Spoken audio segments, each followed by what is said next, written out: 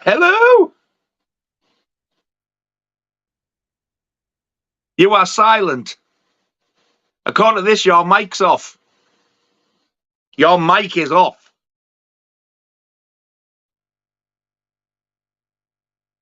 You've got a line through your mic. Can you hear me? He's froze. He's froze, boys and girls. Can you hear me? Hang on, we're back. Now you're back. I can hear you. It was on, your mic was on mute. I can now. Was it? It was on mute, well, yeah. I'll tell you what, that's 6 minutes of everything going wrong. So maybe let it get out of the way now, so it's done, and we don't have to go like for the rest of the shit. So anyway, nice. Can I just point out that this is his channel? He's operating. It's nothing to do with me. I take the blame. I really do. I'm getting I'm rusty at this, and this clock thing has me baffled every time. I pressed all the buttons, but it just didn't want to know. It restarted about 6 times. I'm shouting, what's he doing?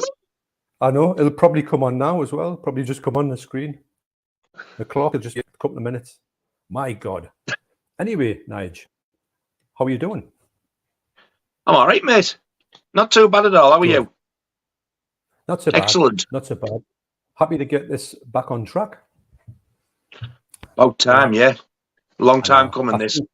Yeah, you're right. It's one of those things. We'll not go too much into it, but it was a thing. It was totally just do a work. I would get me shift changed at last minute, and I couldn't sort of put some time together for it. But just on this month, I've been able to get some spare time, and it's like stuck to it. So hopefully it'll go on like that for a while. And obviously, if we'll keep it down to 3 hours, we're going to do 3 hours, and then jack it in, and then that hopefully that'll give us a time to like get back to more streams. That's my thoughts anyway. Excellent.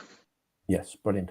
So what we've got tonight is we've got I've done me list down here of alternative titles, who the director is, what year it was released, and what the Internet Movie Database rating was, and see if we agree on them like we used to do in the old days. Remember the old days, Nige? By God, I remember days, lad. When we were a lad, yeah, you know. Oh, give your marks out of 10 and go and have a fish supper. That's it. That's it. Now I've got myself a cup of coffee to see if I'll keep myself awake, and also that mean that I'm the rest of the thing is in the toilet. Hopefully not. You're going to rest your things in the toilet? Oh, I have water, flavoured water. All right, very posh. So to recap, this whole Video Nasty stream was born out of this sort of love for Video Nasties, and I think I've actually, by looking at the positive sort of response to this whole thing back in the day, it means that there's a lot of people out there, like-minded people, which is what it's all about, who just love Video Nasties and everything about them.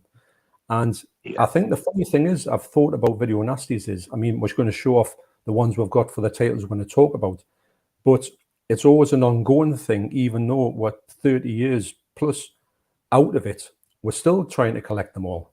Yeah. And it's ongoing, isn't it? It's something that you don't think, well, we've completed everything, let's talk about in retrospect, because there's always new stuff coming out and being added to this list. You know, yeah, great. And I honestly thought that, like, sort of once our generation's sort of thirst was quenched, if you like, that had died a death. But there's more and more people, a lot younger than us, who are now sort of like picking up on it, watching them and thinking, what the hell's this?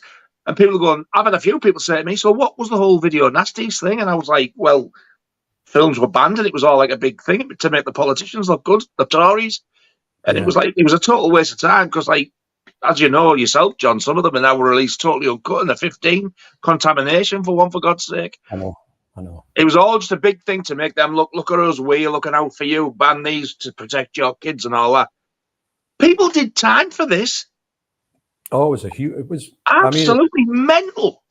I think it does sound like we're sort of not making it up, but we're exaggerating. We're not exaggerating. This was big. This was a big thing back in the day. And like I say, you had to keep stum about it. It was just a kind of casual nod to your mate to say, I've got such and such. Have you got this? It's not something you could sort of walk around the streets and go, yoo-hoo, like that, because people would be after you, wouldn't they? I was telling somebody the other day, I said, if you were walking around the street and you had, say, for instance, the Driller Killer or Cannibal Holocaust, and you were seen with it, you might as well have had a full bag of cocaine with you. You were treated the same.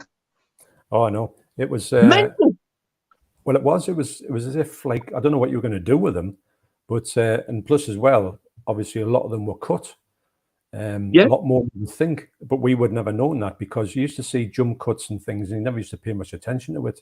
Sometimes you would say, "Oh, I think that's been cut," but you would never know what was cut out of it. No. These days, if you get a thing that's cut, you can go on the internet and find out exactly what's cut out of it and what version's the best version. Back in the day, you just got your zombie flesh eaters and thought, "Well, there's something missing out of that, but I don't know what it is."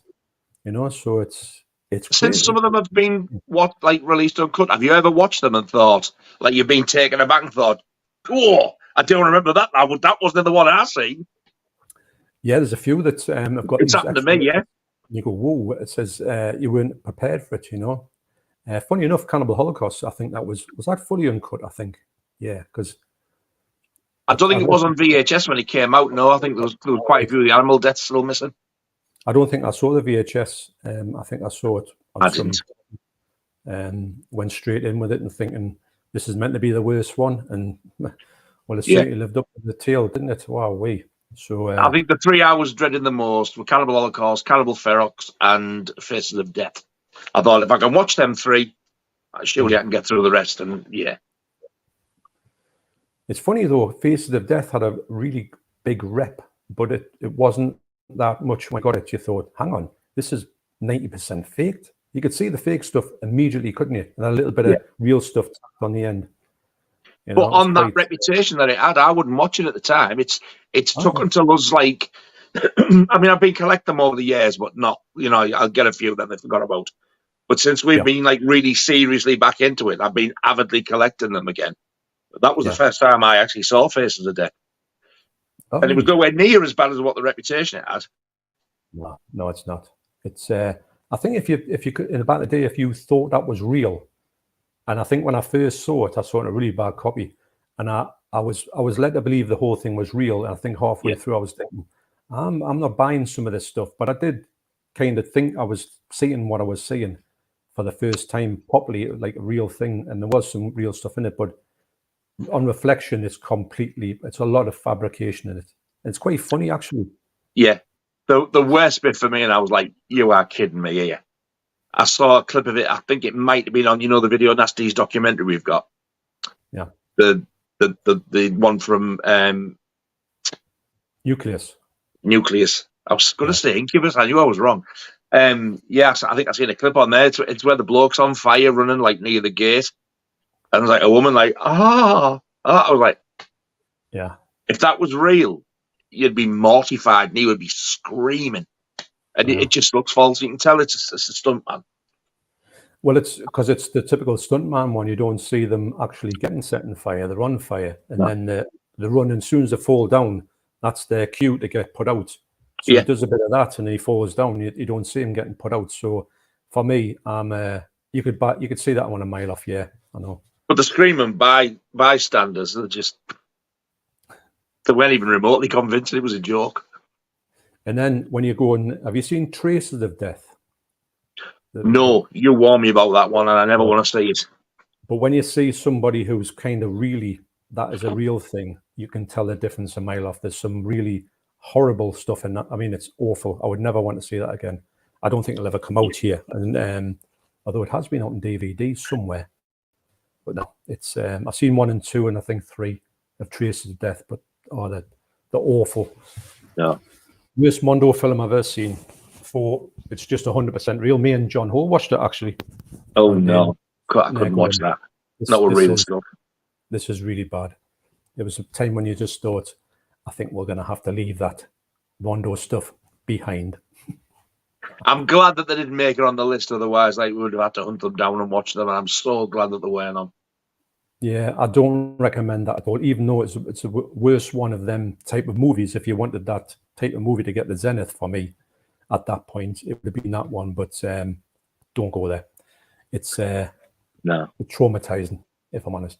So anyway, we're now in section 2, part 2. And the last, what was the last one that we had on the part 1? Can you remember? The last one we did was Don't Look in the Basement. Right. And this one obviously was supposed to be the Evil Dead special, but we're going to do that one next time.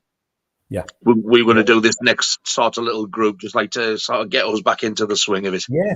Yeah. We just want to sort of just, well, what we're thinking, is anybody kind of going to be interested in the rebirth of this? But as you know, we're getting loads and loads of comments about it. So it's I'll be getting asked all the time. People have been asking me, they've never stopped. Yeah. I know you always get, like, every now and again you'll get that, when's the Video Nasty stream coming back? Yeah.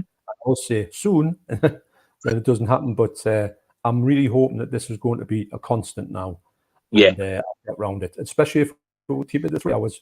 We'll get through as much as we can, and then what we can do is we can do more of them, I hope. And it's not going to be sort of like someone's put, like it's going to be a 12-hour stream. You know, in the olden days probably yes, but we're going to have to curb ourselves a little bit. Less is more, hopefully. So I'll get a few comments. What we'll do is, with the comments, if there'll be a lot of comments, we're going to have to try and get through as many as we can when we're talking about the stuff and all that. But I'll get through a few sort of hellos and all that. Appreciate everybody coming around and commenting and all that, and coming towards the stream. So we've got Danny Dukes. How are you all doing? I'm good. You all right, Danny? All right, Danny. We've got Callum, 12-hour stream incoming. Yeah, I hope. Well, I'm not saying I hope not, but it's a killer. Scarlet Buffy, hey there. I'm new. How is everyone? Well, all right, Scarlet Buffy. You're all right. Thank you very much. We've got Cheekster. Let's go. Let's go. We've got Josh here. Hello, fellas. Hello, Josh. All right, Josh. Doing this, but it's not coming. Huh? We've got. It's not what? What's that? You said something like when you were on. You smiled at me like I was the dozy one. I don't know. It's got Sam. Hi, John and Nige. Sam's a good kid. All right, Sam. Yeah, he is. We're going to get together, aren't we? Definitely. We are. You and Sam one day. That's going to be good. He was mentioning me today about it, actually. I said, yes, definitely up for that. Yeah. Nice. Good lad. Actually, well, a spoiler alert, me and Sam are going to do a sort of dedicated music video one day. Excellent. About like a music taste and just experiences and just whatever. He's got a great sense of like about music, and it's one of the things that you think, well, I haven't really talked about, but it'd be nice to sort of shoot the breeze with that. It's a nice change, I bet. Yeah, it would be good. Got Pete, Playtendo guy, Evening John and Nige. This is going to be a brilliant night. Pete, my man, how you diddling? Nicest lad on YouTube. And speaking of nicest lads as well, nicest lad as well is Forgotten World of Movies, Andy. Hey, John, what about you, Andre? Back in the Nasties. Great to be back. We've got Tom here. Evening, gents. Hope you have a great stream. Thank you very much. Well, thank you very much, sir. Thanks. And this is a good one. We're talking about this before the stream. Rock and Roll Hell says, I can't quite believe it's happening. Waiting for another Kiss reunion. I know what you're saying. So do a bit of Gene Simmons for you. Yeah, that's all you're getting. And Cy Robson says, hi guys, about bloody time this stream happened. Yes, you're right, absolutely right with that. I've got to. You're all right, Cy, mate.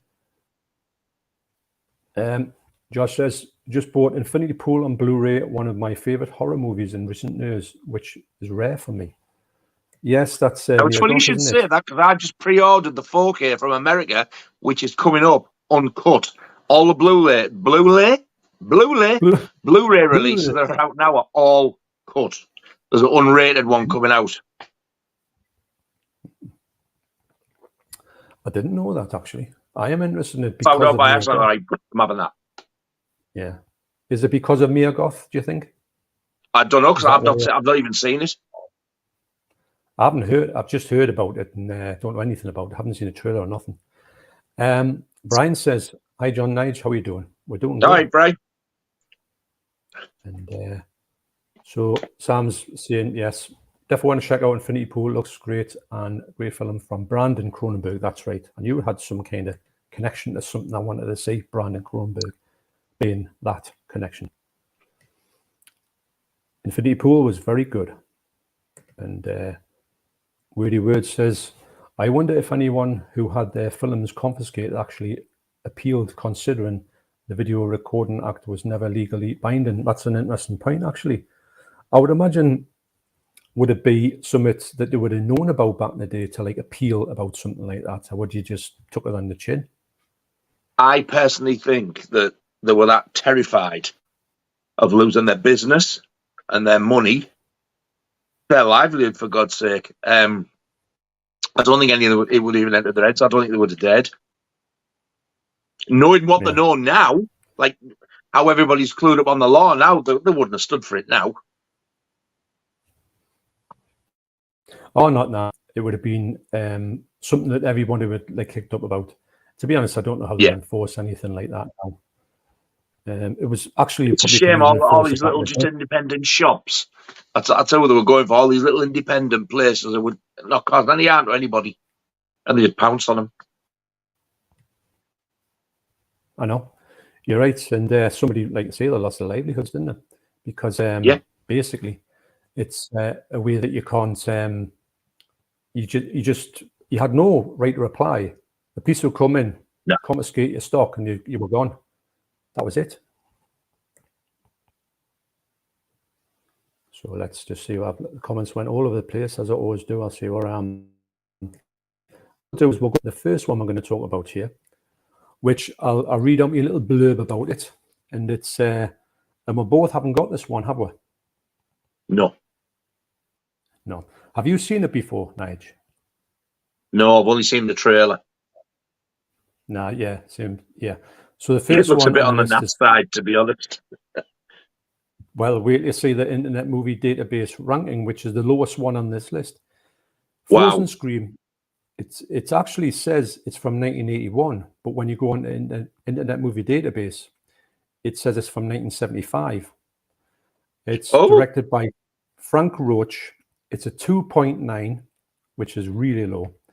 The only saving grace for this movie for me, it stars Renee Harmon, this woman who was in a load of these 101, these AGFA titles, and she's German. She's got a really heavy accent, and it sounds like something out of Hello Hello. And she's in Lady Street Fighter, and another one as well, Jungle Trap. They're awful films, but I love them. But it's mainly for her accent. So she's in that one, which makes me want to see it. But other than that, I've got nothing on it. The only way that I've seen you can get it is on an American DVD. Yeah, it's sometimes obviously you would like them all in good condition, but some of them you've got to take whatever way you can, because it's either that or nothing, isn't it? Yeah, I mean, you never know if they're going to get a Blu-ray release. I mean, look at Fight for Your Life, one of the greatest films on there. The elements got burnt, so that's now never going to see the light of day. And I do believe they would have done as well. Such a great film. But Frozen Scream, would anybody really want it? I don't know. If anybody's going to do that, I'll look towards Severn or Vinegar Syndrome, I reckon.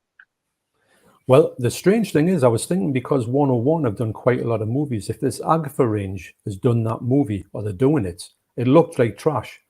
But they like Rennie Harmon, so maybe they might go into the 101 thing, the AGFA range. That would be good.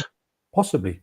There's every it could be a thing, because they do get these like really strange movies. So actually, if it was to come out on the American AGFA range, they do sometimes a bit more extreme stuff on the American side that don't come over here.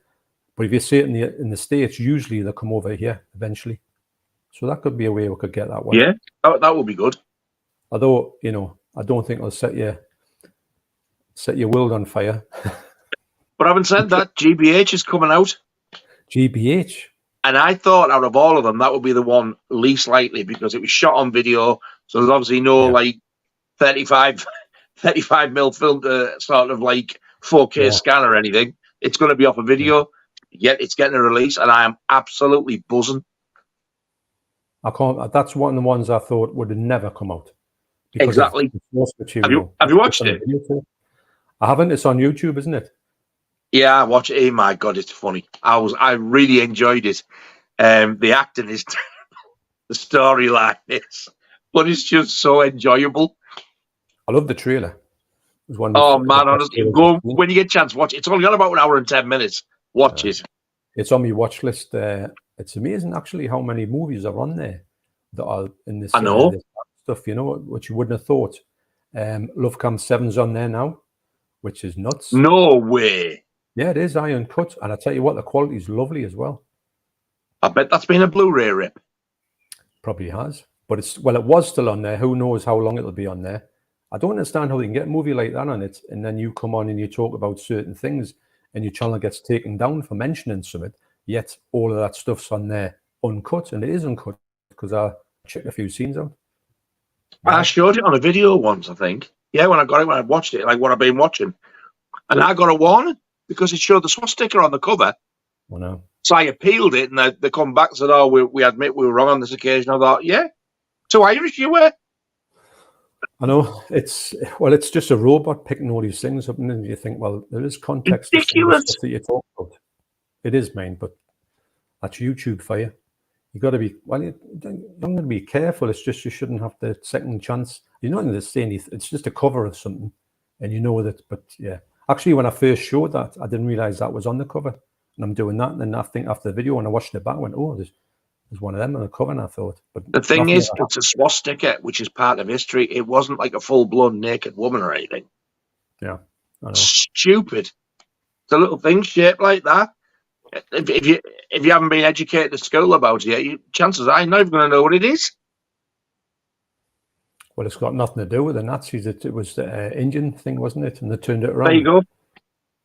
There you go. So that's getting history hoodwinked. So Scarlet Buffy says, "Good evening, John and Nigel. Nigel, I've been watching you for a few months, and I saw that you got the I Spit in Your Grave Blu-ray box set from out HMV, and I managed to pick it up." God, yeah, that was a while back, yeah. I've now got the 4K from America, and it looks beautiful. It's only the first film though, but yeah, it looks great. That's cut though, isn't it? Or is it not cut? No, it's the one from America. All right, I got you. The one in the box set is, and the 4K over here is as well. Yeah. I will get the knowing full well. I've got the uncut one anyway if I want to watch it, but I just fast forward that bit anyway. And it looks like it's good, but it's always 40 quid. There's no way I'm going to pay 40 quid for that. It's ridiculous, man.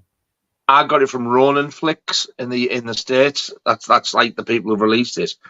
And if you get it direct from them, there was so many made. There might still be some left. I don't know. There was a limited edition with a slip cover.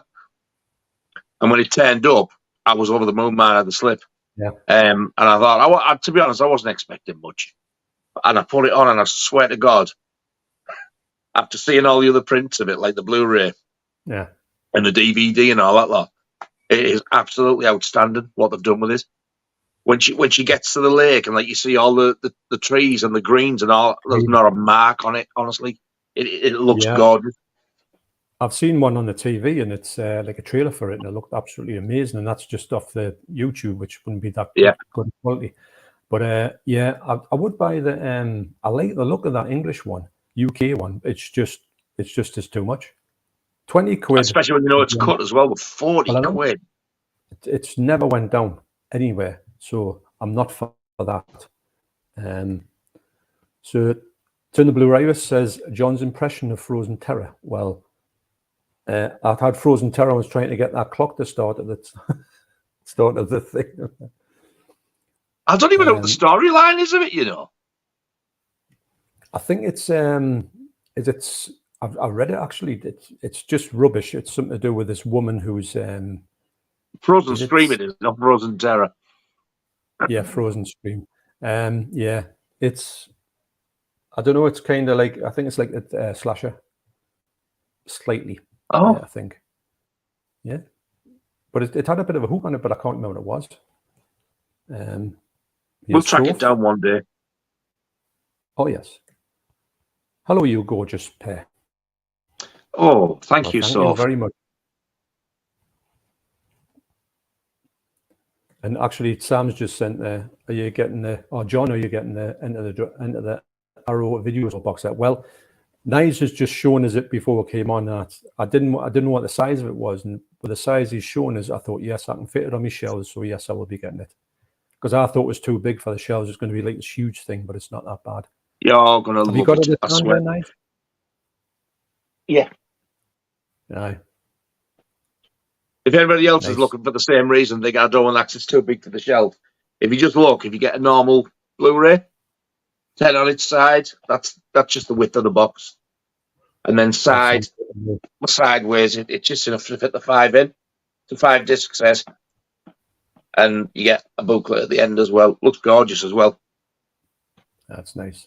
But the artwork on it is it's amazing. Absolutely amazing. Do you think they'll do more of them? Because that sounds like a thing that could do like a bit of a run on them. Funnily enough, do you mean like as in a volume 2?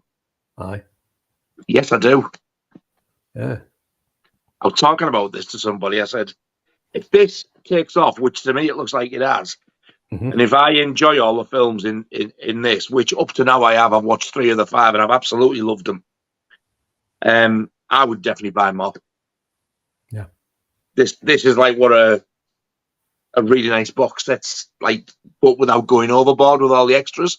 If you just want like a nice looking box set, but you're not bothered about like books and posters and all that, although you do get posters, but it's not like, you know, when you sometimes open them, they get all of these lavish like things in the box for them all to be placed in, and it bumps the price up. No, it's just the box, the films. When you open each box, it's got the poster in there, and you get art cards in each one as well, and all posters are double-sided. My biggest fault with this is I just wish that they'd printed the posters on, you know, that nice thick card that they usually use. Yeah. They've gone for that thin paper stuff, so you got to be very careful. All right, I get you saying. But yeah, up to now, the film's absolutely mint. It's just takes you way back to the 80s, which I think is what the whole idea of it was. Well, the ones that I'd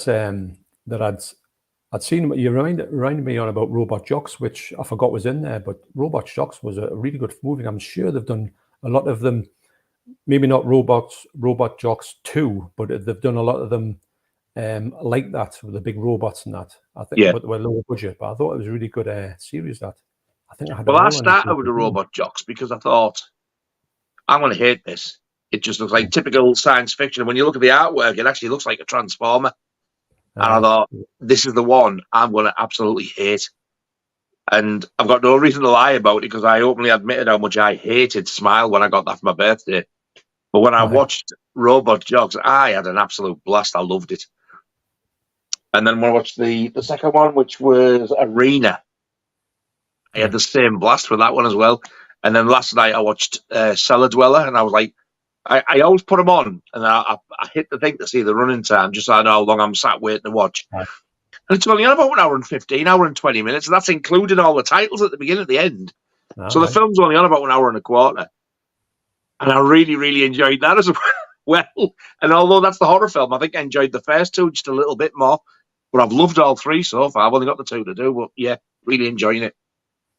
Sometimes these overlooked movies are cracking films that you remember from your past. Everyone on there I'd heard about or I had watched, but a long time ago.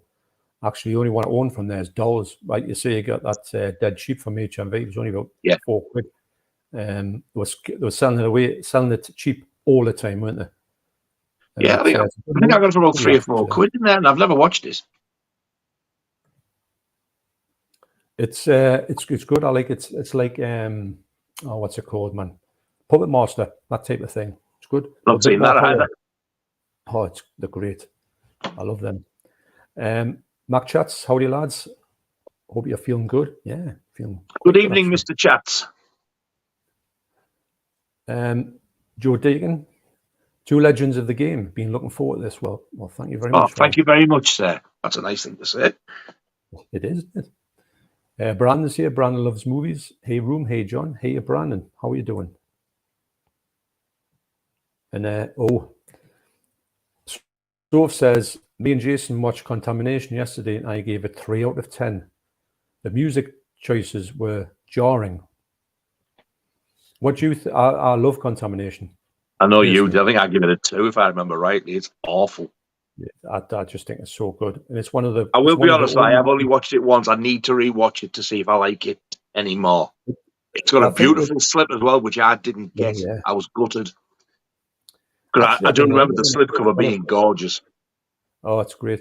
I didn't like the slipcover when I got it because it's got the picture of that eye on it with the monster, which is awful. And but I really has it got a like metallic foil? Yeah, sort of look to it. Yeah, it's really nice, and it's one of the ones that on reflection stands out a mile. And also, it's one of the only video nasties that I could always get out the video library, no problem. I don't know what it was with this video library, but it was always in there. All the other ones were gone. Bar contamination. So we got it out and I watched it about 1,000 times. So, you know. I remember seeing the cover. I'm sure it was in one of those padded white ones. Yeah. And it had like somebody in a white suit and the head was back and the blood on the face. I was thinking, I'm not watching that. That looks horrific. So I would never go anywhere near it when I watched it. Well, the chest busting thing, I think that's what it got in problems with. I mean, but to be honest, it was only going it, really. But I like it. I think it's awful, but awfully good. Them pulsating, glowing ball things. And well, actually, if you think about it, it was meant to be a sequel to Alien, about the aliens coming down to Earth and what happened if the eggs got into Earth. So it's quite a good story, kind of, and but it's executed in a typical Italian low-budget, zero-budget fashion, which is pretty awful. But that's one of the charms of it. And obviously, the alien monster that's producing all the eggs is one of the worst effects I've ever seen in my life. You know, hideous. It's laughable. How the hell did it get banned? I think it was just a chest busting. I think it was probably the cover. It looked worse than it is. Look at it now, though. Released uncut as a 15. I know. How times have changed. It shows you what a complete farce this whole thing was. Exactly. Looking back on it. Imagine if this was back in the day and we could have somehow done this. There would have been people knocking on the door, would have been carted away live on stream, wouldn't we? Yeah. For even showing half of this stuff or talking about it. Absolutely. And people are probably thinking, no, it is true. This will be just totally getting yourself out there and going, get them. Yeah. Either be honing in, they'd be outside the door with the SWAT rifles. Marvel fan, hi guys, how are you? We're doing all right. Hello, mate. All right, thank you. So we'll go on to the second one because we couldn't talk about it. We couldn't show the first one, but we can show this one. So we haven't sort of what I'm guessing that we're going to get the right ones out, you know, together, but I'm sure we are. So the second one is, do you want to bring them on?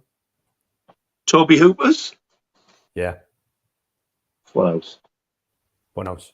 So what's that? I can see the 4K. What's the other one you've got there? That one is the Scream Factory Blu-ray with the slip. So that was the alternative artwork. That's nice. I reversed it, I think, if I remember rightly. Yeah. To the original. Yeah. Good picture there. And you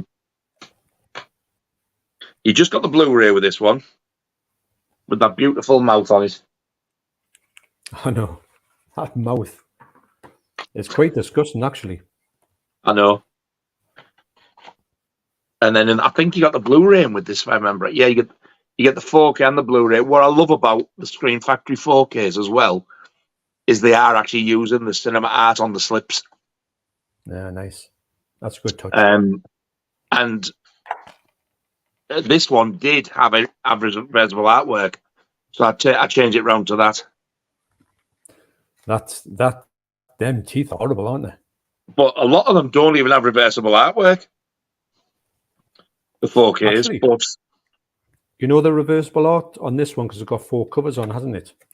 I'll show you what the 4 covers are. I've probably looked at this for a long time. That one's the 4K with the clown on, and that one's the Blu-ray. And the 4K looks nice, doesn't it? It looks gorgeous. It really does. You ever seen that one before? That picture? Oh no, never. Yeah. I can't even remember seeing that one. There's the mouth as well. I always wanted that Arrow one. I could never get hold of it. The window box one. I think it's just I just bought them when they came out because they were just starting to come out, and I thought I'm going to get these ones. I think I got nearly all of them. I haven't got many of them now because they've been superseded by the 4Ks.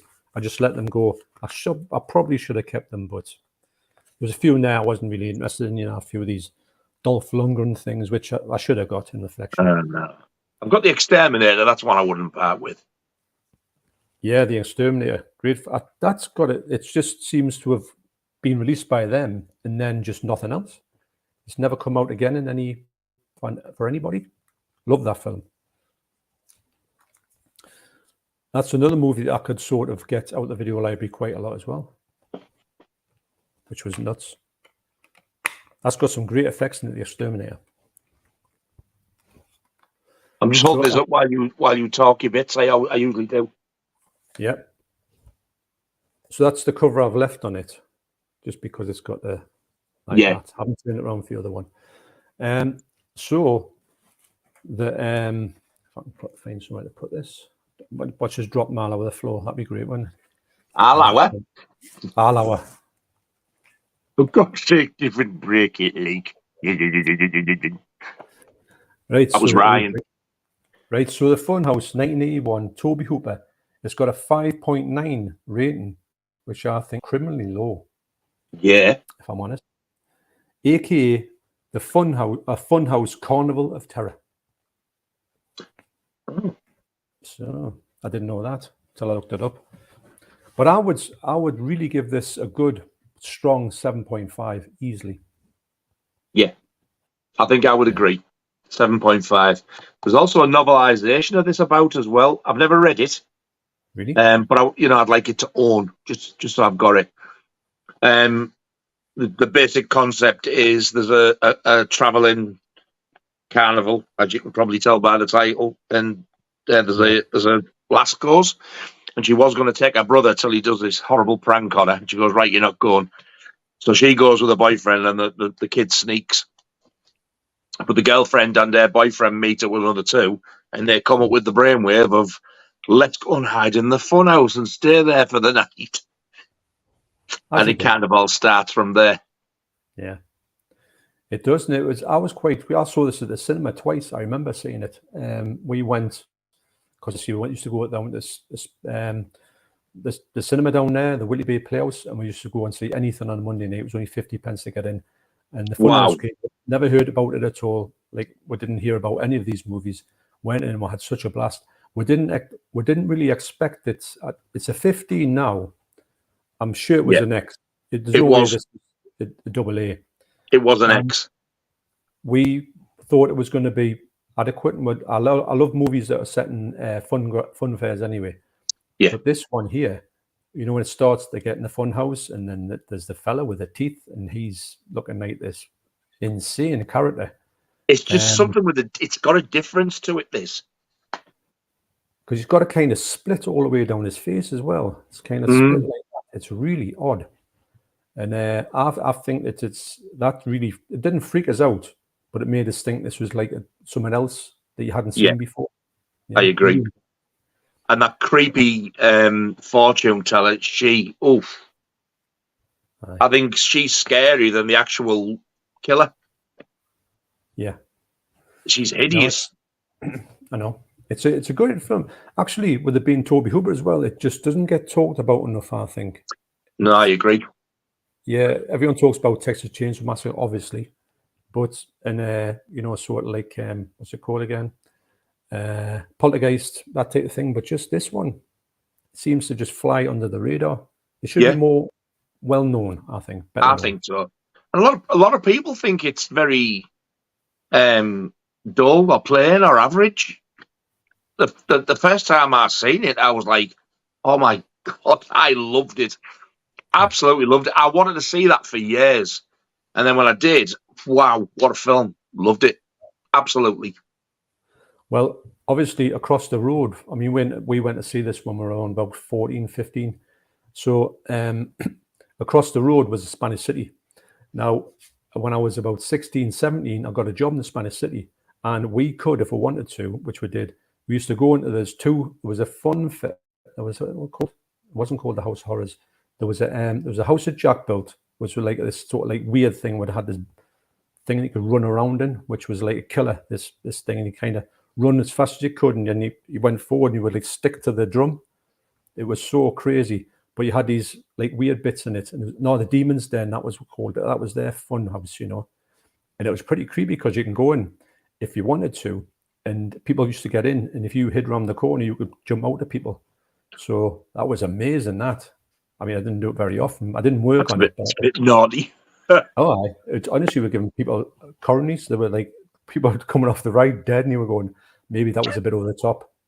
But this one lad who used to work in there used to have a proper mask on, a bit like that fella. It wasn't the same mask, but he used to just hide in this fun fair all the time and jump out at people. So no. So that was quite good. Demons. Love me horror films, but no. People keep saying, would you go to that Scream Factory thing? You know, where you walk around in the job? No. Would I help? Deborah went to that, you know. She went with her mates and she said, no way. Yeah, she didn't realise what she was getting into. So it was the worst thing she ever seen in her life. So was she terrified? She was, she would, well, of course, there's the whole exorcist thing and all that when you go through it, and you end up in the room, don't you? But people are there watching you on the screen, and then you come out and you're like, they're just laughing at you because they've seen what you've had to put up with. So she said she'd never ever do that again. She just got taught into it. No. Very funny. So when you saw the Funhouse, was My Bloody Valentine on with it?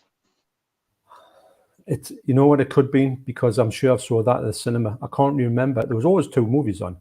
I was looking for a quad poster for it on eBay, like for one of my videos. I did like, I think it was 35 quad posters I'd love to own. I was looking for the Funhouse, and I was going to look for My Bloody Valentine, and the only one I could find was a double bill of the 2 together. Yeah, right. I can't remember ever seeing the thing for it, you know, because I remember seeing the poster for when I went past The Thing, American Werewolf, what's the other? It was a really weird one that I watched, and it was all right, but it was Michael Glazier was in it, and it was Oliver Reed. It was something to do with snakes or something like that. I know that was a bit not up my alley, but Michael Glazier was in a film like that. Yeah, I think somebody. And what's his name? Night of the Living Dead was on there. It wasn't just called, was it? It could have been. I've sort of tipped my tongue when it could be, but it's. I don't know. It was. I thought it'd be much better. It was rubbish, actually. Yeah. Just amazing. Just watch anything that was on a Monday night, or go and see that. So, like I say, I saw Night of the Living Dead.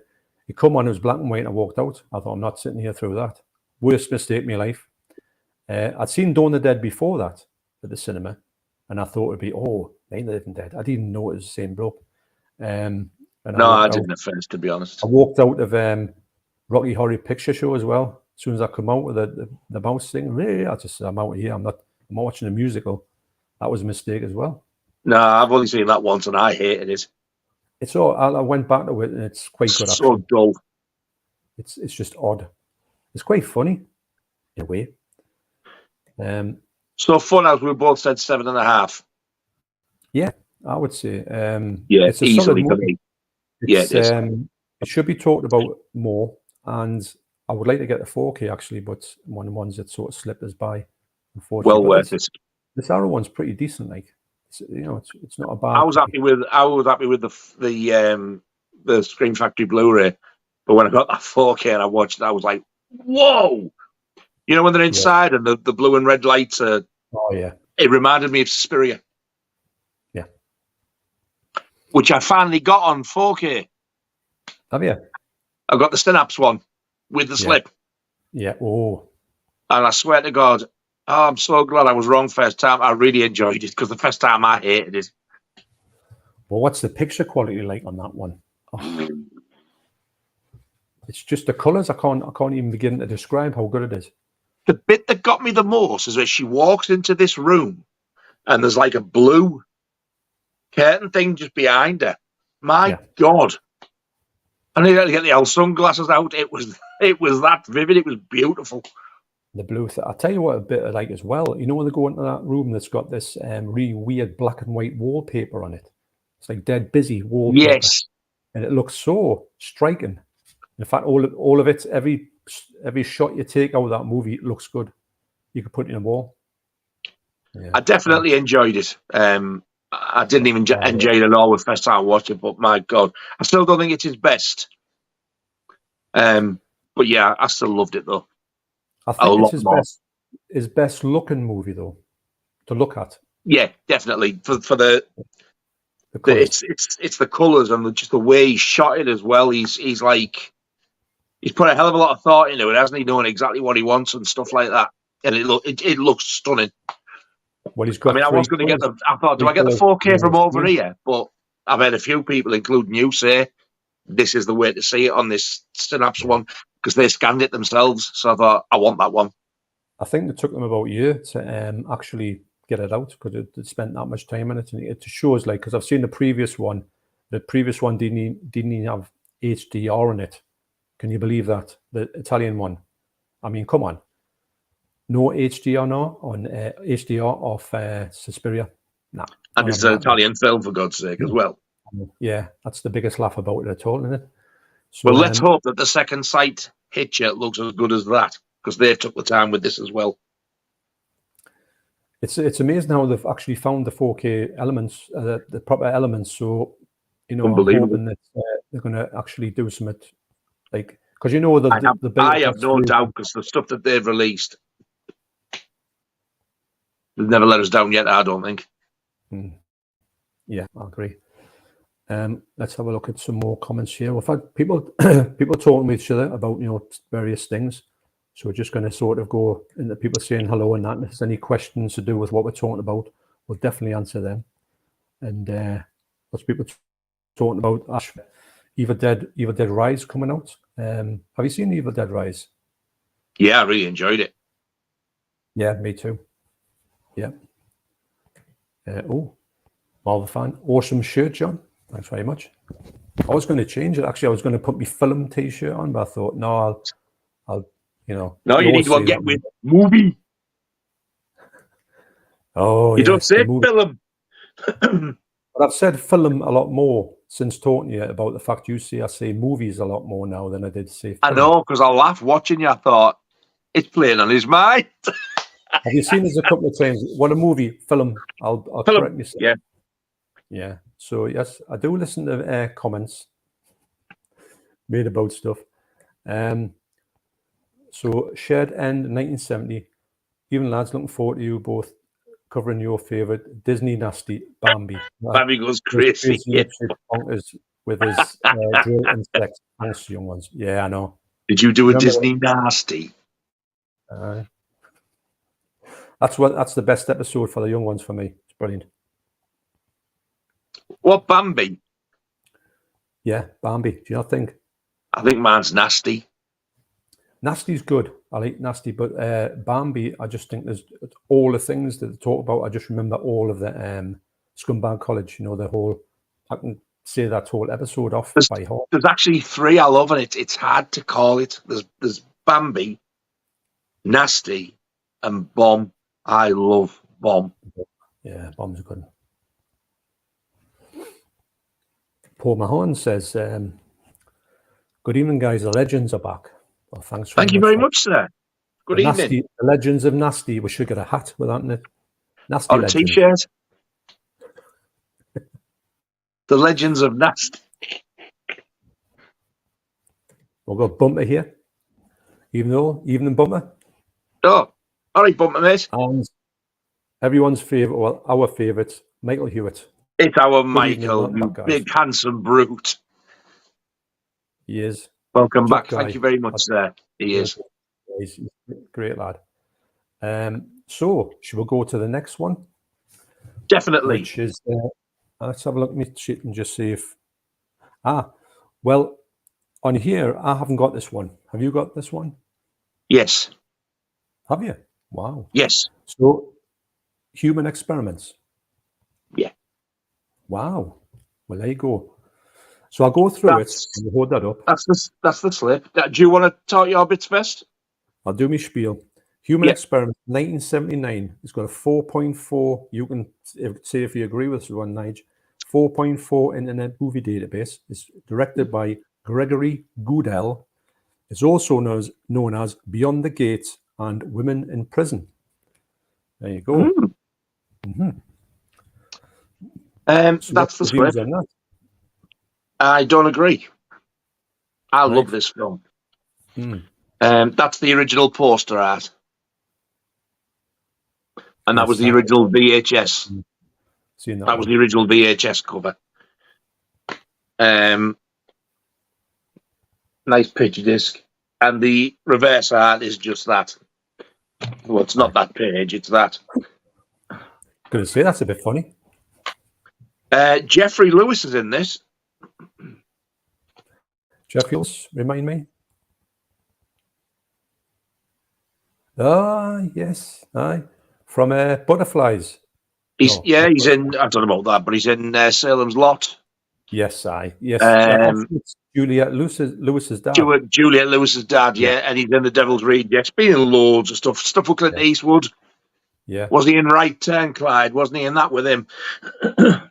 I know. Good actor, actually. And I don't know why, but that looks like Jamie Lee Curtis on there, but it's not her. It does, doesn't it? But this main character here, she's a singer. She's a country and western singer. And she's singing in this bar, and she goes to a house, and the family are all dead in the house, except for one. And it's a young lad. He looks about 11 or 12-year-old, and he's sat there with a gun. And she goes basically, what have you done type of thing? And he goes to go for her. Anyway, she ends up shooting him. When the police turn him, she goes he killed the unbeliever, so she gets done for all of them and gets sent to prison. Yeah.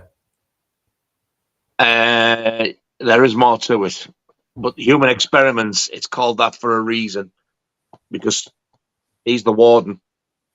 Right. And there's something going on in the prison, which you pick up on, but you don't quite know what it is. There's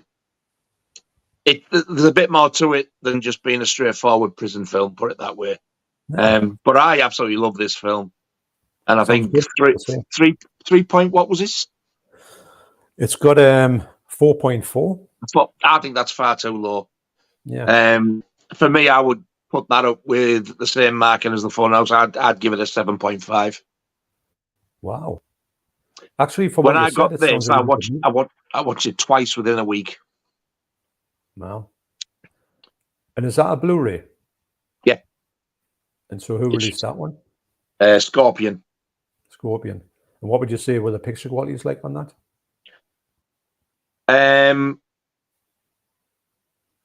I thought it was really good. It wasn't like 4K quality or like that, but you can definitely tell that it'd been cleaned up.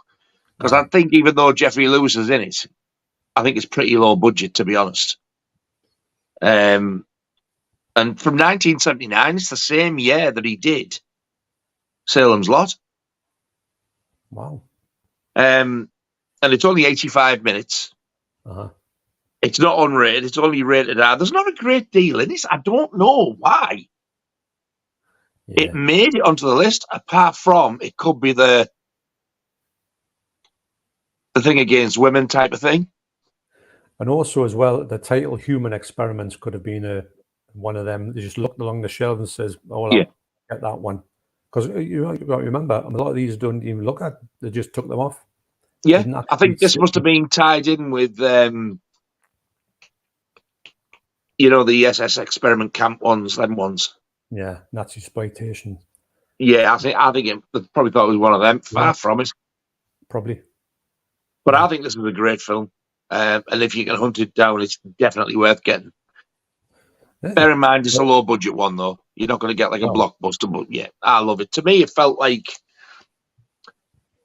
if somebody had said to me the same people who make some of those American 70s TV shows made it, I would believe it. It's kind of like that. It's got that feel about it. Yeah, I get what you're saying now. But I mean, some of the, like you're saying, most of these movies are pretty low budget, but they're kind of better for it. It's not a thing that I think that might be a generational thing that I don't think we're put off by low budget movies. It's not as if you put it on and go, oh, hang on a minute, that looks like it was made in like literally for half the money of like, anything you've ever seen before. You just didn't look at that. You would just look at the entertainment factor. Because some of these movies are so entertaining. But yeah, they're never been big budget. But who cares? I think you would like that one, John. Well, I like the sound of it. It's got nothing overly offensive in. It's no I spit on your grave or anything like that.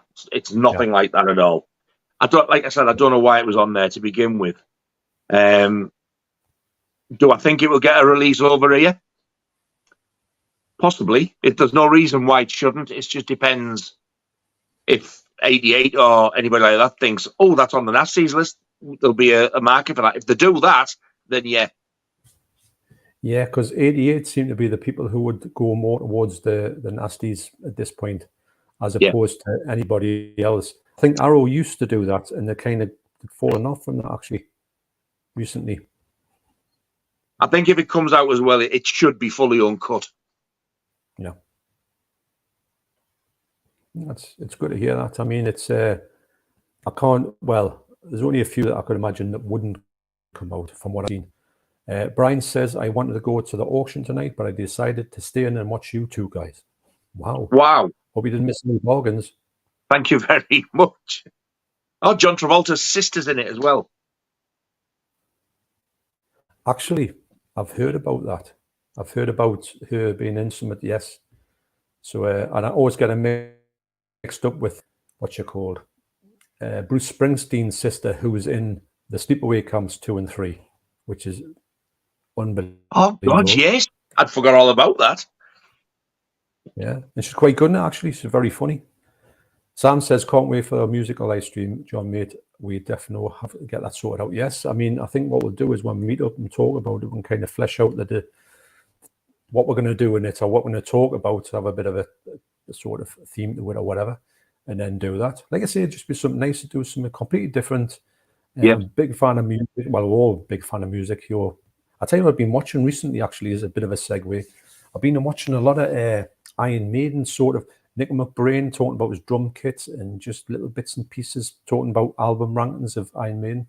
Been quite getting into it, actually, without actually watching too much Iron Maiden. I've been watching some of the background stuff of them. Yeah, I find his drum kit is absolutely stunning, isn't it? Oh, couldn't believe it. The only problem is he always talks about, he never plays it, and you think, get on that kit. Do someone on it. Brian's got his popcorn.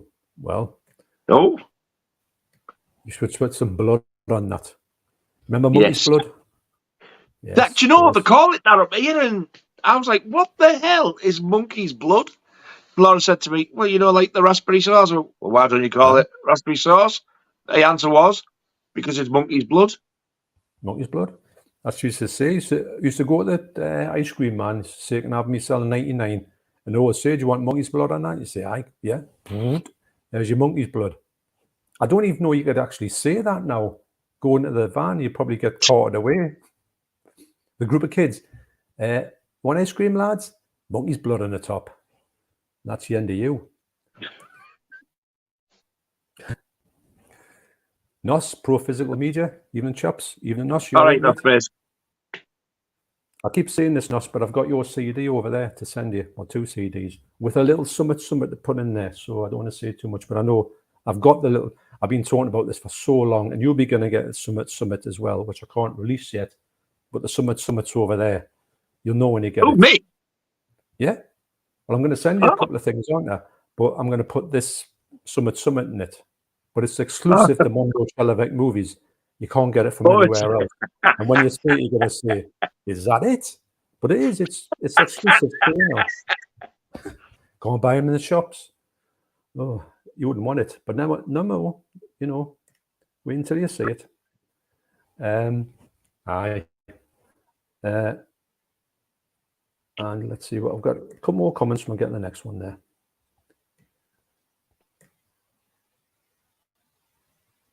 Oh, there's Badger Phipps, fellow with one of the best voices on YouTube. Hey lads, loving the content, John. Hope we can collab soon. Yeah, of course we can.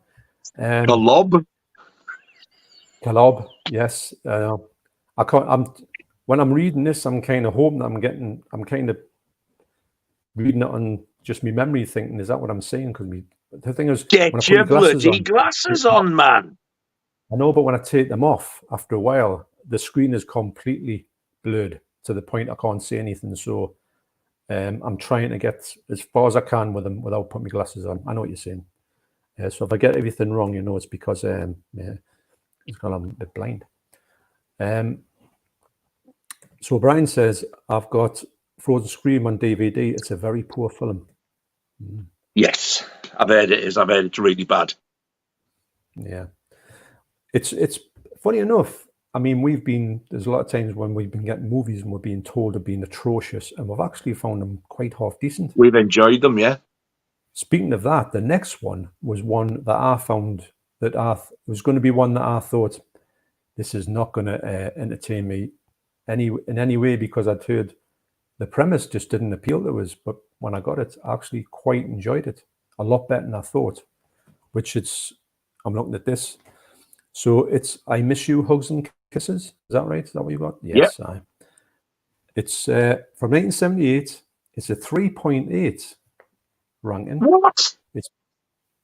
It's Murray Markowitz, aka Drop Dead Dearest, which I think is probably a better title for it. And Left 4 Dead as well, which I can see that one. And this is just such a good release, isn't it? Yeah. The slipcover of this is absolutely beautiful. Oh, it is. Embossed and spot gloss title. I know. Ones I've ever seen, actually. With Elkie Summer. Yes. Who I know from Carry On Behind.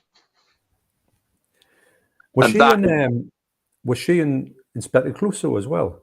Pink Panther? I don't know. I think she was. That's the original Video Nasty artwork.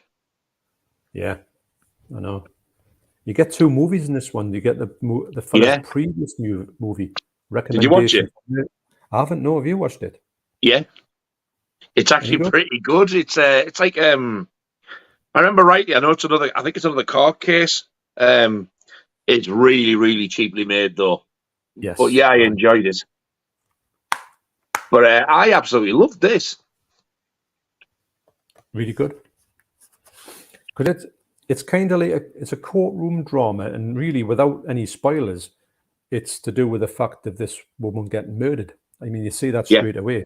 It's about the court case to do with a murder, and a lot of it's set in the court, which sounds boring, but you get a lot of flashbacks through that and different sort of theories on the murder, so you kind of see the murder in every way possible, because people are saying, well, it got done this way and not that way.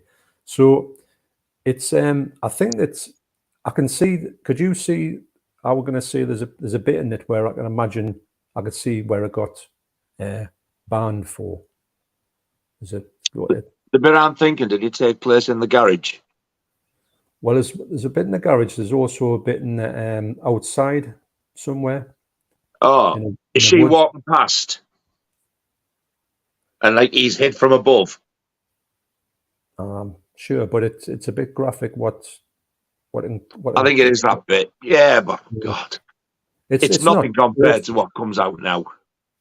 The funny thing about saying this is Severin though, the funny thing about this was I honestly thought this would come out in '88 because of the Severin '88 tie-in. Yeah, I did. Has it? No.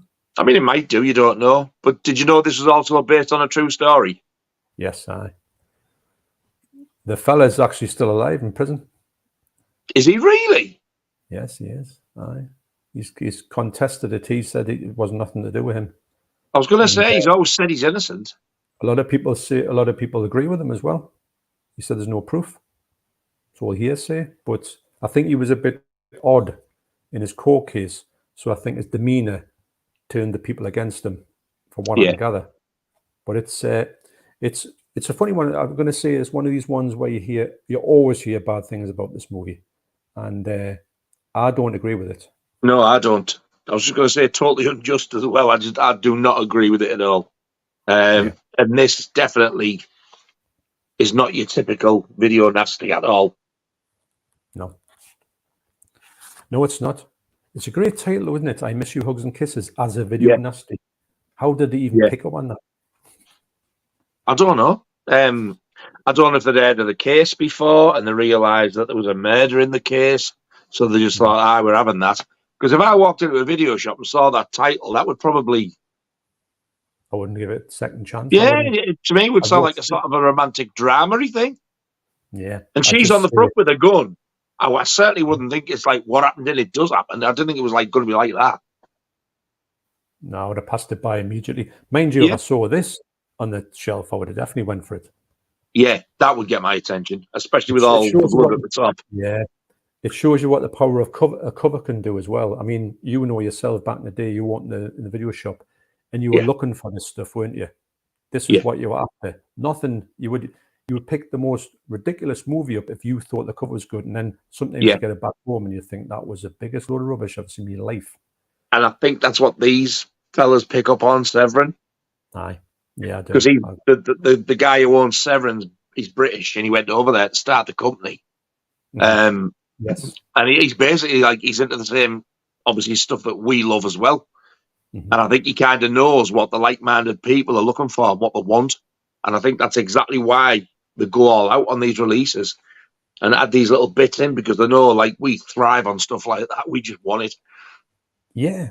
And it's great to have the choice. It's good that somebody with that like sort of expertise behind them. It's like if you and I, anybody in the stream, sort of thought, right, I'm going to do this. You would do this type of thing because you know this is the type of thing that appeals to us, and it would be a given that you would do this. You wouldn't put one out without a slipcover. You would have to have a slipcover on, and a really good slipcover is that. To be honest, especially Vinegar Syndrome as well. I don't know how they make the slips. They're so good. Yeah. You know? I love the fact as well, though, that they do use the Video Nasty artwork.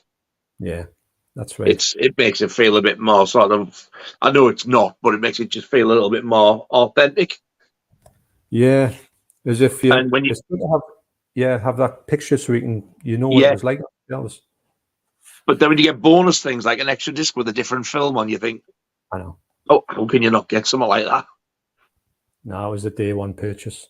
I mean, I think you were the same. You were so like amazed that this film was coming out. It was one of the ones. Well, I don't remember. I don't know if it was the last one we did or the one before. Somebody said if you could pick a Video Nasty to come out, what would you pick? And mine was this. Yes, to be honest, I mean, there's a couple of things here we're going to talk about here. It's weird that even in the time that we've done these streams, which I think the first one was maybe August last year. Yeah, it was. So since then, the things we've talked about, and a lot of them said pretty grotty sort of releases, they've come out in 4K even. And with that in mind, do you know about this, Nige? That's so, Callum, and you've seen the Seven are putting out a 4K of the last horror film. I didn't know that. Yes. Did you know that? Yeah. Nightmares and a Damaged Brain. Yeah. But the $50, which is way expensive. Yeah, but I know. Have you seen what they're putting in them? And have you seen the artwork and stuff? I haven't seen last horror film, but I've seen a Nightmares and a Damaged Brain. It looks unreal. It looks absolutely beautiful. Well, the last horror film is apparently the uncut version that's never been released before. Ah. Well, I was looking up about Nightmares in a Damaged Brain because the Code Red one, which I paid a lot of money for because you just couldn't get it. I paid 50 quid for that one, actually, believe it or not. I bought the DVD for about 35, and then I paid 50 quid for the Blu-ray, and then I sold them for not that much money, and I got the 88 one because it was a better version, and that's the fullest, longest version. But it always said when it come out, it's not the fullest version. You've just got a longer version. So I've had a look online, and there is lots of bits taken out, but there's cut versions of the movie. So they had to put extra footage in to sort of get the running time up. Right. For all the cuts that they had in it. So all this extra stuff, which is kind of like dialogue or just little bits of scenes that were like trimmed for running time. I think they're in a Dutch DVD, and I think that might be the stuff that they're going to put back in, a Dutch videotape. But is the quality going to be there, or have they got some original negatives with the whole everything on it? And I don't know about that. I don't know. Time will tell. They'll come out with it. But yeah, I fancy both of them. I think more. I like the last horror film, but for me, more Damaged. But then again, that's getting back to the other point that everyone's talking about is 88 going to be releasing their Nightmares and a Damaged Brain like the week after? It's happened before. The thing is, though, with some of their stuff, theirs looks far better as well. Anyway, so I don't know. To be honest, 88 will do a good version. I'll probably have to get it because it'll be on run I'm doing. But the actual cover for this other one and the presentation makes me want to go for that one as well and do a huge double dip on it. That's what I mean. Yeah. Especially Nightmares and Damaged Brain, because the last time I watched that, it was a hell of a lot better than what I remembered it to be. I really enjoyed it the last time I watched it. Yeah, I really enjoy that movie. And I need to re-watch the last horror film, because when I watched it, I was so disappointed because it wasn't what I was expecting. Yet, I think I heard a lot of people saying it's really, really good. It's really, really good. It was all right, but it wasn't a patch on Maniac or anything like that. It's kind of a different film, but you've got that bit of a flavour of just the fact of Joe Spinell is just creepy and grimy in it. He does that far too well, doesn't he? He does. He's so believable when he gets this slime ball. Yeah.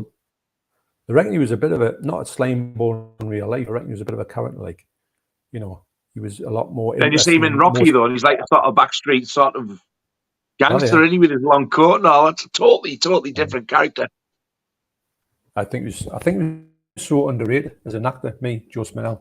I think he was. He went right under the radar, and he could have been much bigger in different roles. But I like him the fact he's been in this. You haven't seen it, but you won't get it. A Star Crash, the Star Wars ripoff that he's in there, and he plays the bad guy, like the Darth Vader of the Star Crash, with Caroline Munro as well. It's honestly, you've got to see it. It is so ridiculous. You would like it's pure sci-fi, but sci-fi. It's like if Star Wars was done in a budget for about 25 quid. That's what you've got.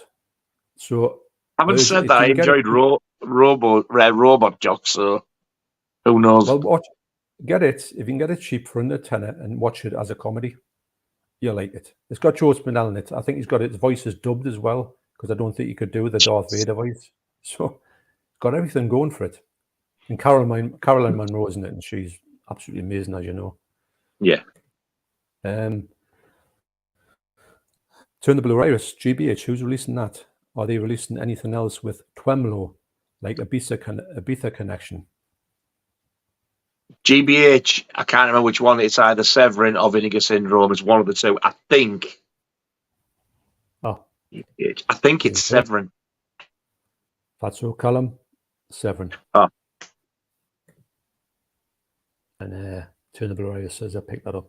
Now, it's funny this, but I used to work with a lad called Mala Twemlow, right? And I used to think when people used to say to us, is he not called Tremlow? It sounds like you're Jonathan Ross. Yeah. Willie. So, and I used to think, but I'd said to him one day, I says, because I got to know him, and I says, Mala Twemlow is a really, like, a different name. He says, it's South African. He wasn't South African to speak like Geordie. But I'm wondering, in a slight, is this bloke related to Mala Twemlow? Because you can't imagine there being many Twemlows in the world, can you? No. So there you go. There's probably only about 3. Before you move on, what are you rating I Miss You Hugs and Kisses? Well, actually, what's it got here for the 3.8? My God, that's ridiculous, that. I'm going to give it a solid 6.5. I'm going to give it a 6. Solid 6. I can't wait to watch it again. Actually, it's one of those ones. No, now I've seen the cover, I thought exactly the same thing. I know. It's an easy watch as well. It's quite... I don't know how to describe it. It's got flavours of like other things that you see on the TV, wouldn't you? With these it has. And Columbo in a fashion. It does have the feel of a TV film. Yeah, it does. And I know it's not going to be the best picture because they only had 8 certain elements, but even so, just be thankful you've got it. That's all I can say. If anybody's going to complain about the picture quality, I've seen a lot worse. Don't get me wrong. But it's just such an enjoyable film. I like court case things anyway. I love The Accused with Jodie Foster. Yeah. So if you like courtroom dramas or courtroom films, give it a go. I would. With a lot of gore. It's quite gory, actually, isn't it? Yeah, it's a lot more brutal than I thought it was going to be. Yeah, it is. But it's not constant. It's only little bits. Yeah. So the next one, I think we're doing well here, actually, with timing. Yes. Is yes. Have you got this one? And the next one is Inferno. Yeah. Didn't realise I had that one. I don't know how the hell I got it, so I bought that and then found that one later. Wonderful. How many times do we done that? This is begging for a 4K. Yes, it is. It definitely is. Because it looks nice. It looks really nice. Because I went back and looked at this recently, and I thought, I can't believe this looks as good as it did. I was think it was quite average. So the blurb of this one is Inferno 1980 from Dario Argento. It's got a rating of 6.5, which is pretty decent. It's AKA also known as Inferno 80 or Dario Argento's Inferno. I wonder how they got that title. Even this one's got the booklet in, which I didn't realise. Yeah. I'm going to have a look to see if that's the same disc as what's in that one. Is that the sort of the second version, not the window? It must be like the second run of it, after that run out. But this is out of print now, isn't it? Even that one's out of print, I'm thinking. Yeah, I think it is. Yeah. This is a fully uncut presentation of the feature. Is this one fully uncut? Well, the running time on this one is 107 minutes. That one's 106. So that's the uncut one. Maybe that's not. There's a minute, so... There's them sealed. Have you got yours sealed? I never opened them. You know your art cards? No, they're open. I think I got this second hand, though. No. Also, you've never seen them before, then? No. Give us a look at them. Give us a look.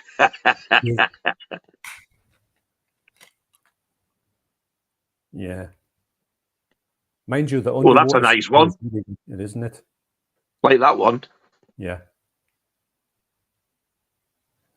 Irene Miracle. Is that a name? Yeah. I think it's a real name as well. If I didn't know any better, I would have said that was a shot from Suspiria because of the red and the blue. Yeah. This has got some nice colours in this one as well. Yeah. Oh, back to the beginning there. The booklet is different. I better put my finger over there. You can nearly see a hoop. This, I think that this, I don't know, you've got that. They used to do some really mad posters in Arrow, quite exploitational ones.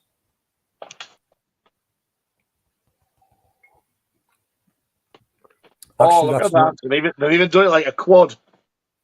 Yeah. Oh, that's nice. Yeah, isn't it? X certificate. That is nice. You know, that's that picture you've got in here, though, that's not very representative of the film, is it? Kind of. I mean, yes. Which one? That one there, the underwater scene with the body, which is in the movie, but it's not really, you don't see that type of I think they're just putting it on for a bit of exploitation value. Hang on, I haven't got to it yet. It must be underneath that disc. I'll have a look. That one. Oh, yeah, no, yeah. You just got and showed that full whack and I put my finger over a hoop. There's nothing. I just went out. Just get the bots. I didn't fart when they painted that. Oh, look at that one's got CBS Fox on. That must be like something to do with the VHS. Yeah. Yes, because it was a big label that released it, which was a bit nuts as well for it to be a big label had its band. Yeah. Like Thorn EMI had the Burning Band. Yeah, no. So this is kind of like Suspiria 2, loosely. It's in the Mother of Tears trilogy. Now, you can't really sort of say that this is kind of anything like Suspiria, really, can you? It's a completely different movie for me. They are completely different, yeah. Yeah, so if you're going in and think you're going to see Suspiria 2, there's no Suspiria 2. Suspiria was a movie done, forgot about. The other two and Mother of Tears, which I've got on DVD, actually. It's got a lovely print as well. And I do want to say it because I've heard of people saying it's not as bad as you think it is, or you've been led to believe it is. It's the only one out of the trilogy I've not watched. Actually, this one does say fully uncut. Yeah. What's the trilogy then? Suspiria. Well, Suspiria, Inferno, and Mother of Tears. Have you got Mother of Tears? Yeah, I got the DVD, and the DVD was dead cheap. It was only about £3, and it was the picture quality is lovely on it. So been there for ages. I've moved it. I got the I think it's a German Blu-ray. Yeah. Paul from 4K Chef messaged me one day and said, "Have you seen this?" I was like, "No." Okay. So I've got the full trilogy now, but this is, like you say, this is absolutely screaming for a 4K. This. Yeah, it can be because it looks so good, and plus it's one of his big films. One of his, sometimes he gets these ones that are not as good. I mean, if they got that, was it the five something that got released? It's like comedy that he did early on. That's had a 4K release, like a sort of spaghetti western thing. Yeah, that's. It's over in America, but over here, we haven't got it. But at Inferno, it's just not released at all anywhere. But no, I was going to say, even if it got released in 4K in the States, I'd have that. Yeah, it's just I saw that. Nobody. It's got to be a rights thing. I would love Arrow, who have done it before. I would love them to get the rights back and do something like they did with all the other ones of his. Yeah, and put them together because all their 4Ks of Dario Argento's are all. Especially that original art, the series they did. They're gorgeous. Them. What would you rate this one? Right, I would rate this one. I haven't watched it for a long time. It might be one of those ones where I'd rate it now maybe a 7, but it might go down or up, judging on how I'd say it these days. But I'm going to say a 7 because it's one of those ones a bit like, I'm going to say some of the falsy ones. It doesn't make complete sense. It's a bit more like little pieces of good-looking stuff. Yeah, it's kind of tie in a bit, but it's not very linear, which can put some people off. But the Italians don't seem to have a problem with movies that didn't really make sense, but no, more for a visual treat. So, what would you have for this one? I want to give this one, and this might go up a bit, but I'm going to give it a 5.5, because I found this one a bit slow, and I think the reason I found it a bit slow was for the same reason what you've just said there. I'm like, what the hell is going on here? Aye. I thought it's the opening sequence, the one where she's like in a basement, she goes under the water. Mm-hmm. That scene was beautiful. I love that bit. That just set it up, and I was like, "Oh, where's this going to go?" And then it went weird. I love the sort of noise in that when it's like underwater noise. Yeah, really atmospheric, isn't it? Yeah, it is. But yeah, it kind of goes off in tangents where I'm going, well, what's happening now? It's got a fantastic soundtrack, though. Oh, yeah. I think it was Greg Lake did it, wasn't it? That's right. I've got that on vinyl. I know and they couldn't get Goblin to do it. Some whatever the things didn't match up. The time frames that needed to be in the studio, or whatever.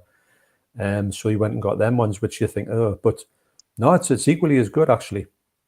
I think it does. It's very reminiscent of Goblin stuff, actually. Yeah, I think he did a great job. Yeah. No, I agree. And so yeah, it's a funny one because it's one I want. It's one of those ones where you want to watch it, but you know there's a 4K around the corner, so you don't really want to watch it if there's a 4K and you just think, well, I've just watched it. That's why I'm keeping off in it. So. It's I got to do be. hope so, but like, there's no sign of it. No, there's not. I haven't even heard any murmurings at all. And the murmurings And I honestly, I still cannot tell you how I've ended up with 2 copies of it, like the window box one and the normal. I have no idea, absolutely no idea where that window box one came from. You might find another one. Just find loads of them. Well, I did. I did find another one. I didn't realise I had window box. City of the Living Dead. Oh yeah, I didn't even know I had that. One brilliant version at the time, but obviously it's way past. It's been surpassed. I'm gutted I missed that 4K that came out by Cauldron, the limited one with the soundtrack of that.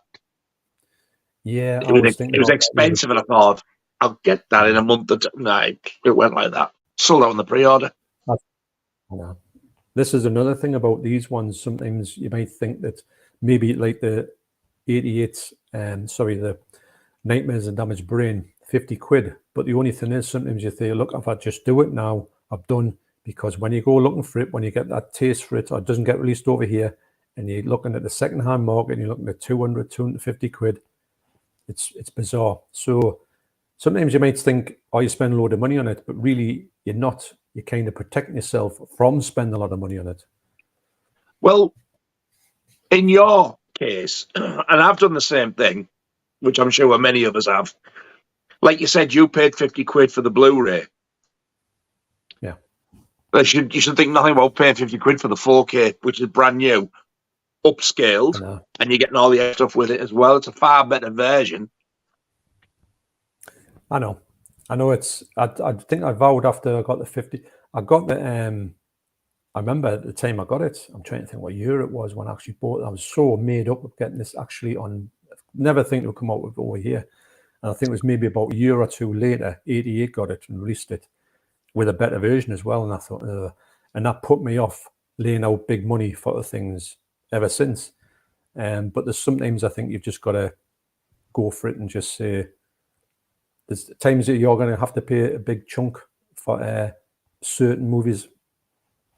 Knowing the type of collectors that we are, because like we are both like really fussy. We both sort of insist on slip covers and stuff like that, and we are definitely suckers for the eye candy releases. Definitely. Yeah. I think if you think, oh God, I paid 50 quid for that, I think you'd feel worse by missing it altogether than not paying the 50 quid for it. Yeah. No, I agree. I think once you've paid, you've got it. You can go like, oh, I'm so glad I've got that.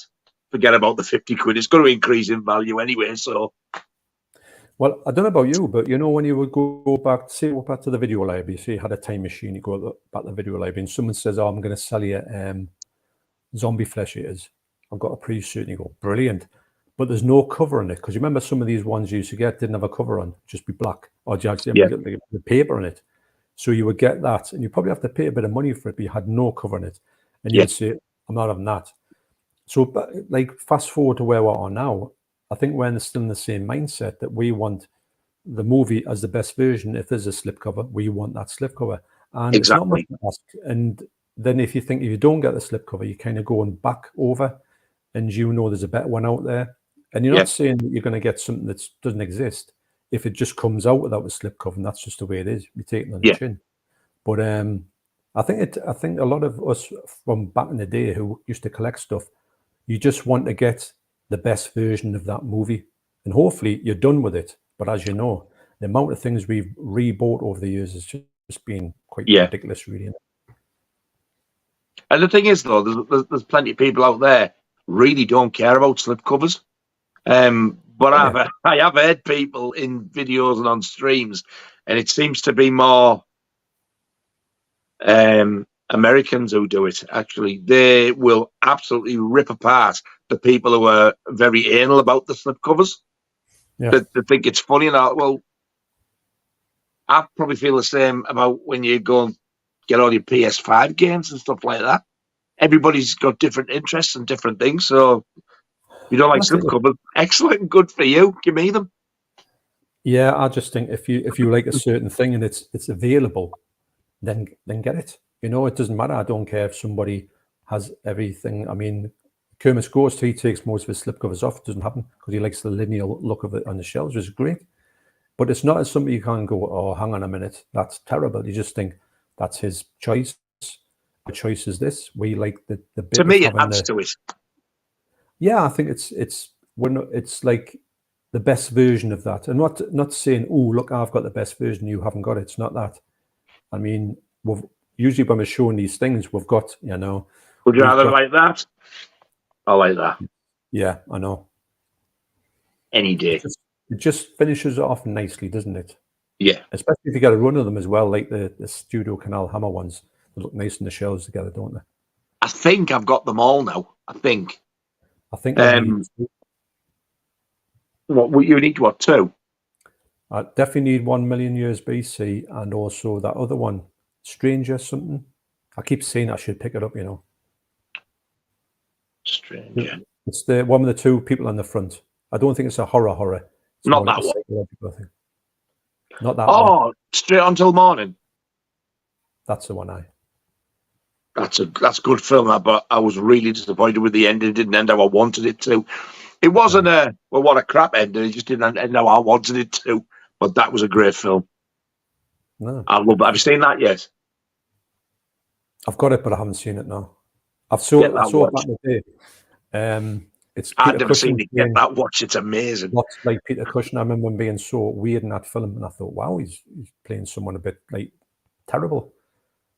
How it pans out, I was like, wow. Didn't see that one. I can't remember that. I just remember a bit of just his character and thinking, oh my God. But I've never went back. I've got upstairs.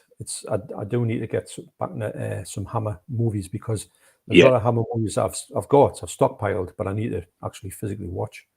Have a bit of a Hammer blowout. I've gone through and watched them as I've got them, and I tell you what, every one of them, barring one, I had an absolute ball with. I've thoroughly enjoyed them. Out of all the Studio Canal ones with the slips, there's only one I didn't care for, and I will rewatch it. Demons of the Mind. Yes, I've got it. I remember you talking about that one. Just didn't. That was down out weird for me. Yeah. And do you know what it reminded me of in bits? I think it was the setting and the time. It reminded me a little bit of parts of, I think it was Flesh for Frankenstein. All right. Really? It is Flesh for Frankenstein with the 2 kids, the boy and the girl, brother and sister, isn't it? Yes. Yeah.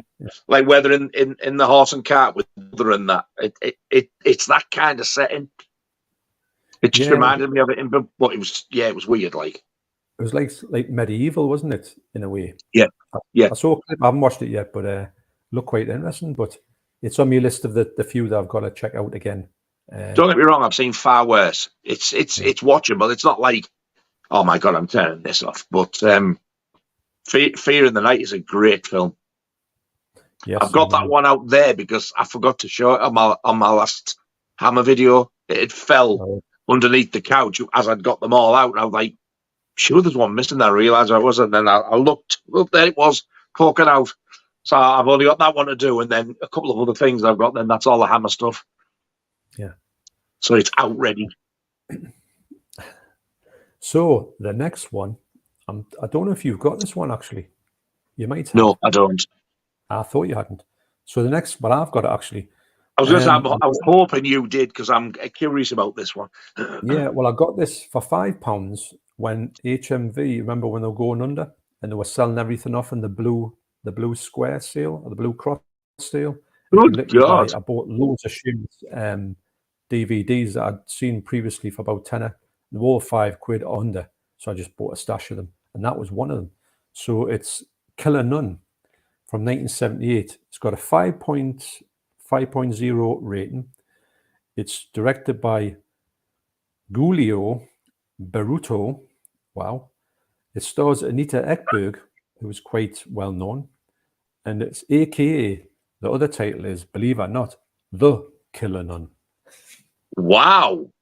Yeah, so that's the one I've got there. Good cover, actually. Do you know, I didn't even know it had a UK release. Yeah, it's on the Shameless. I don't know if you can get it. I don't know if it's one of the ones that you could get in CEX for like nothing. But it's got no reverse. Discs are awful. It's so bland, isn't it? And that Really big silver S where you can get finger marks. Oh no. Yeah, and it's also got, it's got that thing on the side. If you get the whole lot, it'll spell Shameless. But it's a nice looking thing, but you've got to get a mount of them to get the spell the Shameless. And then the ones that released after that, they don't have it on, so it kind of just ends, and you've just got the yellow thing. Not Contamination. There was one that Lucio Fulci one, the smuggler, the one he did. It was like a mafia one. Have you ever seen that one? No. The Naples Connection. What a movie that is! It's brutal as anything as well. Wow. But it's out in the States, but it's a lot of money, especially the slipcover. I think you still get the slipcover, but I think you get two choices of the slipcovers, and but it's really good, mind. And you also get the added bonus of Lucio Fulci running around with a machine gun. That's a treat in itself.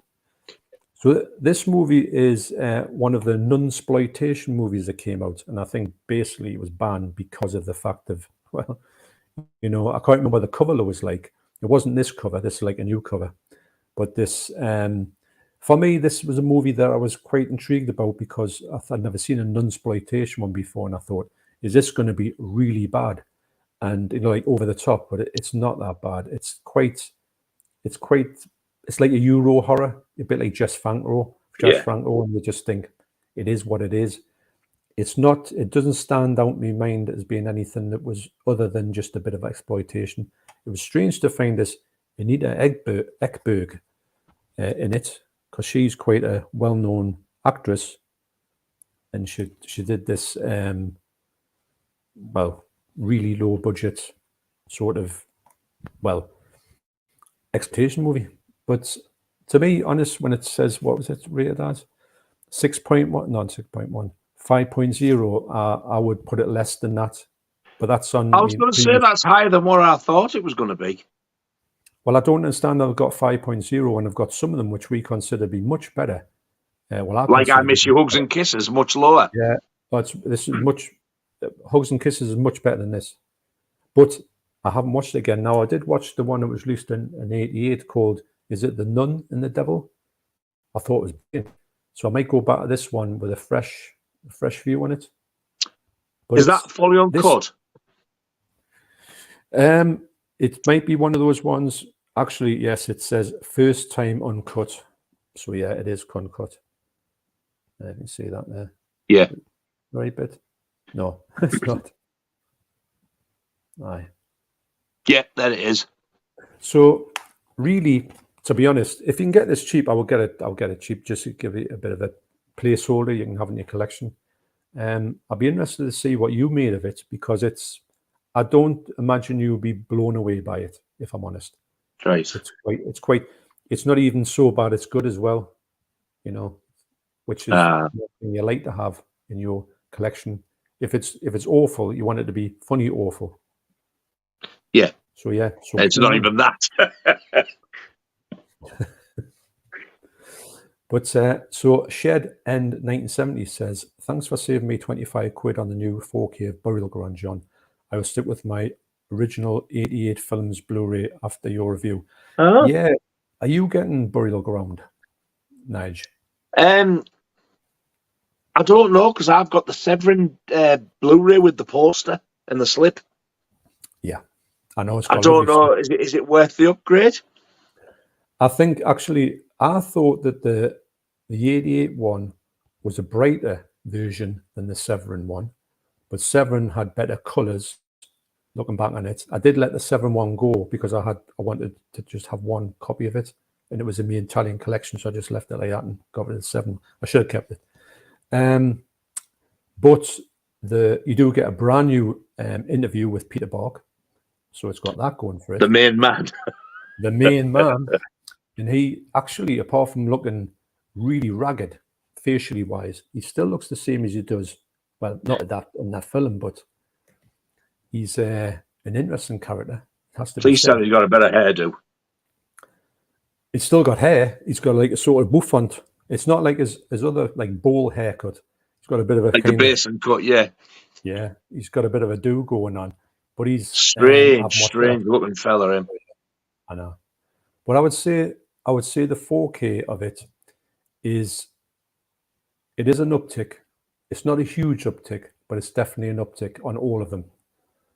But the package itself is a beautiful package. So if you can see, maybe it might get sometimes again in the sale for 15 quid. If you're lucky, like Cannibal Holocaust did, and you can snap it up then. I would urge you to get it. Plus, you get them extras on, and the Blu-ray is the new Blu-ray of it.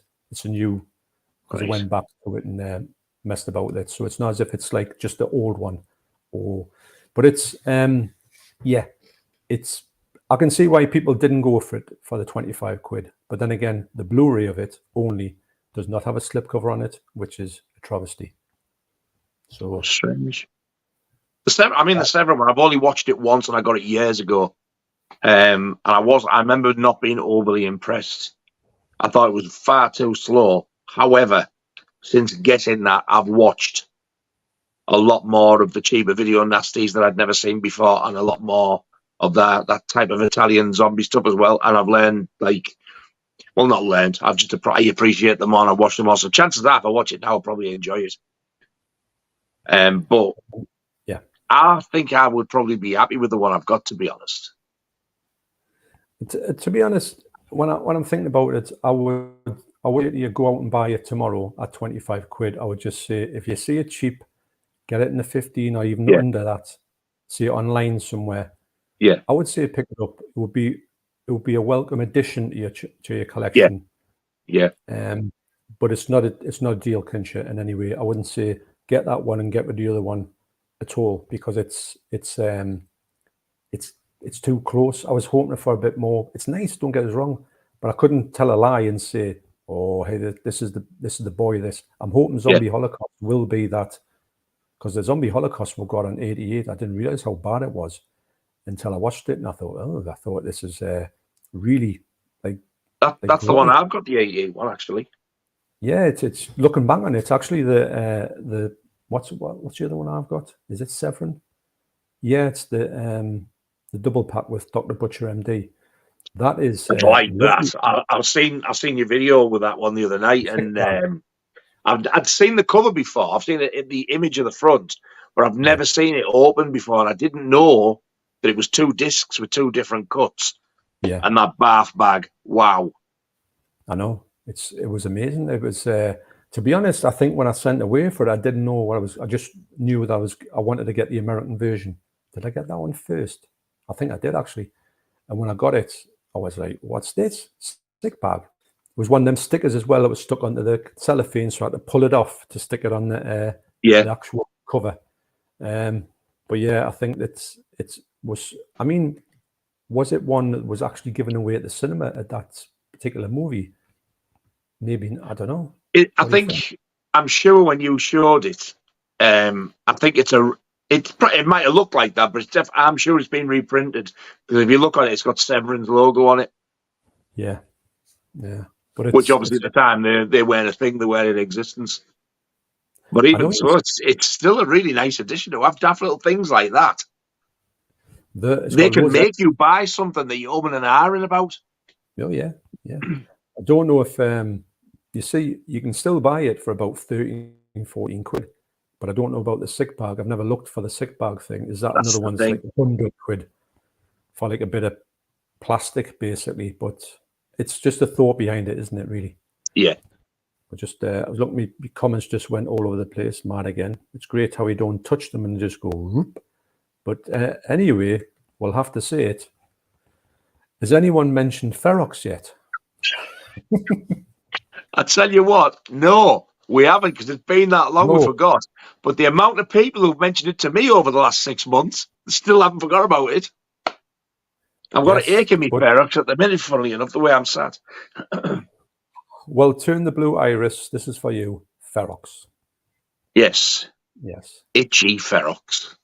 So your Ferox is playing up at the minute? It's just the way I'm sat, I think. I know. Well, I'm all right, but my Ferox was being a bit dodgy last week, but it's quite good at the minute. I must be looking after it well. It's not nice when you get an itchy Ferox. Not at all. Definitely.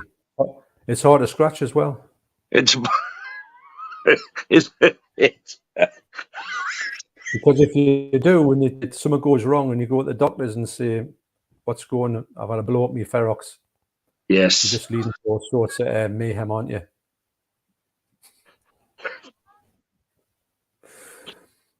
I've got an infection in my Ferox. Can I have some antibiotics?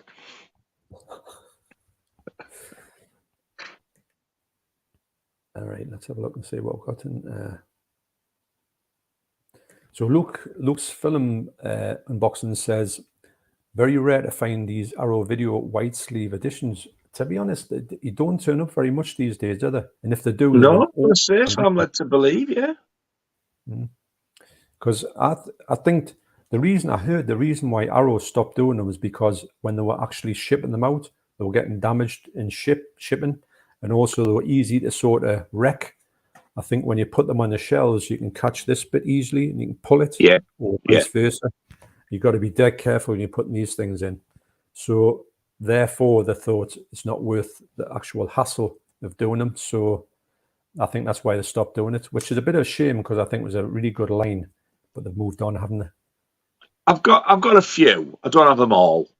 I've got some pretty decent ones. I've only got about 4, maybe 5 of them. But I would like the Funhouse one to go with the other 2.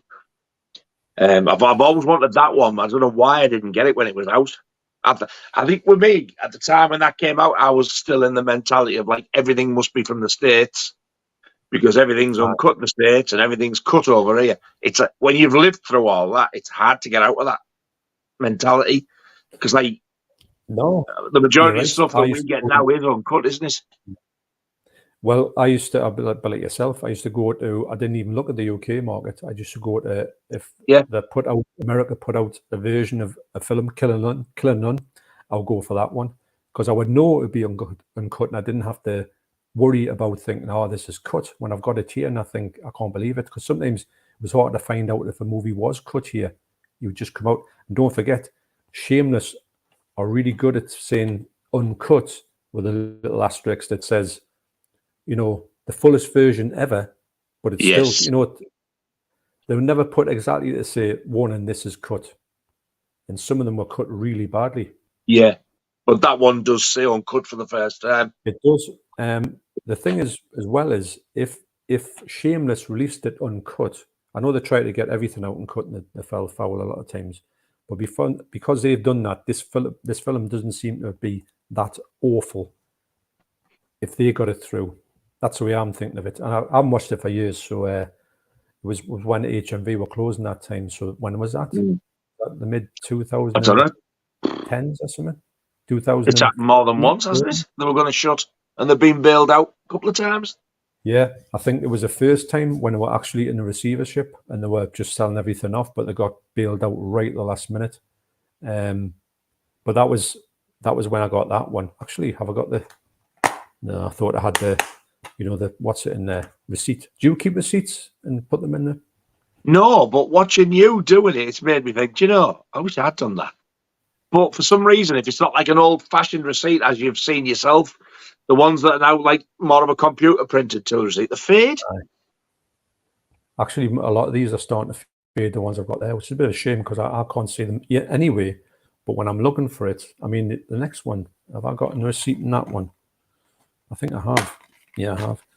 And without giving it away, I'll just see if I can get the receipt out and see what it says. I like the fact that you can say, well, this was printed off in whatever year it was, but yeah, it's pretty. Yeah.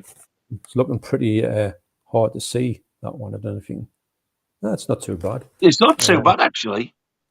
This one there was bought, the next one coming up, on the 30th of March 2015 at 7:01 at night. Wow. How was it out at that time? I don't go out. I was going to say, you can't even say Christmas shopping because it's March. How weird. I know. That's an odd time. That is absolutely. Let's see if that's the one. Yes, actually. Did you rate The Killer Nun then? The Killer Nun, I'm going to say that I have it less than 5. In my mind, I've got it 3.5 to 4.5. That's what I was kind of expecting, actually. I don't know, because I do need to rewatch it. It's not a film that I just think, as The Nun and the Devil, I would watch that tomorrow. That one's not high on my list to rewatch. And I will rewatch it because I like to, I mean, I'm loving this whole just chancing to do the Stanley Kubrick thing by thinking, no, this is what I think in my head, and then watching the whole films properly and with a view to think where he's going to sit. That was like a revelation to me. And I want to do that more often. I started me David Lynch ones. So I've done Eraserhead and The Elephant Man for about the millionth time. So it'll be interesting to see how they turn out. Elephant Man. So I really don't know you can sit through Eraserhead.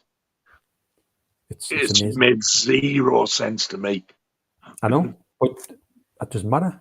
It's good. It's funny. It's different. It's unreal.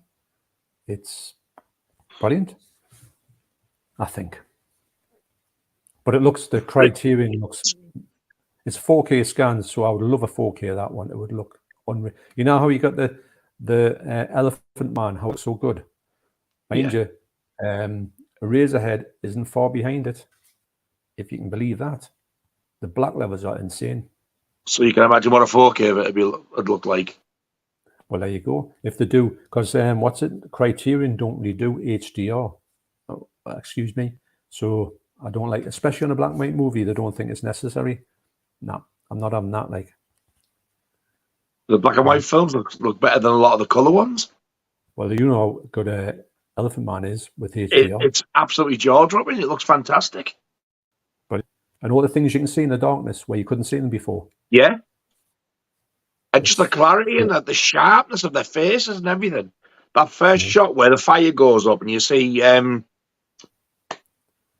Hopkins, stood there. I was like, wow, look at that. I know. So very often that happens where you have that reaction. No, that one. I was hoping for it to look nice because I knew that Studio Canal would probably do the best version of it, but I was really blown away by how good that looked. Because the Blu-rays and the DVDs have always looked all right. Nothing special. The VHS actually looks awful now when I think about it, but I've watched that 1,000 times as well. Pan and scan as well. Yeah. I didn't realize it was going to be 235 as well. Do you know, it's like such a wide film as well. You don't need to think about that when you're watching it on VHS. I didn't think it was that wide, actually, to be honest. But so Rock and Roll Hell says, I still have the Arrow. I have the Arrow window box of when I was never bothered upgrading it. Oh, nice. That is a nice one. I would like that. I think if I even got the 4K, I will keep that still because it's got all that. Yeah, that's what I mean. There's been a few times I've been at CEX. Every now and again, I will find a window box one, and sometimes they've got everything in it. I'm so tempted to get it. I think, no, don't do it. So they're not really, some of them are £8. And I think, yeah, but if I ever saw a fun house, I'll buy it for you. I don't know what they put it. Sometimes they get stupid money. The one that gets Forbidden Zone, you ever seen that movie? I think that's still about. It was on the white box ones. It's quite a good film, actually. It's nuts, mind. It's like a musical Eraserhead. So there you go. That's one for you to put in your list.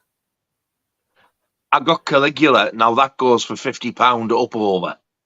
And some really, really kind bloke on eBay. I put an offer in, and he came back with a counter offer. I said, "Well, if I accept that offer, will you keep it for me?" And he replied back. He said, I'll tell you what. He said, it's not like I need the. And it was only about £20. You can have it. And he sent me it free. That is mad, especially on eBay, because you think people are like wanting to get everything off you for, not the scalp. He also included another couple of Blu-rays in with it. There was a Star Trek 3D one. There was 2 Spider-Man, and I think there might have been another one. I was blown away.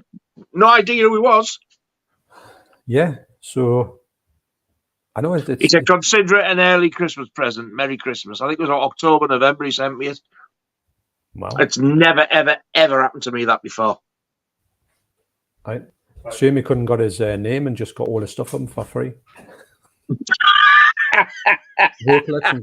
while you're there, just send us a rest, please. He said to me something like, he said, "Oh, it's seen some action, that disc, like with different ladies." I was like, wipe it before I touch it. Gloves on. No, it's I can't believe that got uncut, released uncut. It's so odd to see that, and you can't, some get frowned upon, and that one comes out and you go, but it's like I didn't think it would have I thought it would have the longer cut, but not the longer cut. It's coming out in 4K, or it's come out in 4K, I don't think never. Yeah, I don't think I would. To me, it's going to be a little bit. I think that'll do me. No, it looks all right. I mean, I hardly ever watch it. It's not something I go to much. I like it because of the fact of how extreme it is, uncut. Yeah. Yeah. I've got that nice box with the sequels in it, from Severin. Yeah. With the coin in it. Yeah, I enjoyed them. The first one, I think that was like it was just like another retelling of Caligula, really. And then the second one, Caligula and whatever the woman's name was, I think that was a sequel to it. Macinda. Yes. Yeah. Actually, Caligula 2, is that the Caligula 2, The Untold Story? I think it's. Yes. Yeah. Now, without going into too many details, that's the one with the horse in it, isn't it? Yes. Wow. Yeah. When you're watching it, you're going, no, it's not. And you're going, oh, yes, they have. It's still not as bad as what happens in Pink Flamingos, though. So it's you can watch it. It's safe. Well, them two scenes. It's a bit of rude in it, though. But, yeah. I can't see a bit of rudies. Well, the fact that Caligula, I can't see Caligula 2 coming out over here. I don't think it's not. No, if it did, it would cut. It would be cut. So, if you fancy getting it, get that Severin box set is beautiful. It's stunning. You got a magazine with it, but it doesn't fit in the box. It's full size, so I've had to keep it separate. Aye, there's a few of them that I don't really get that one. If I'm honest, I think everything should go in the box. Yeah, you get it in.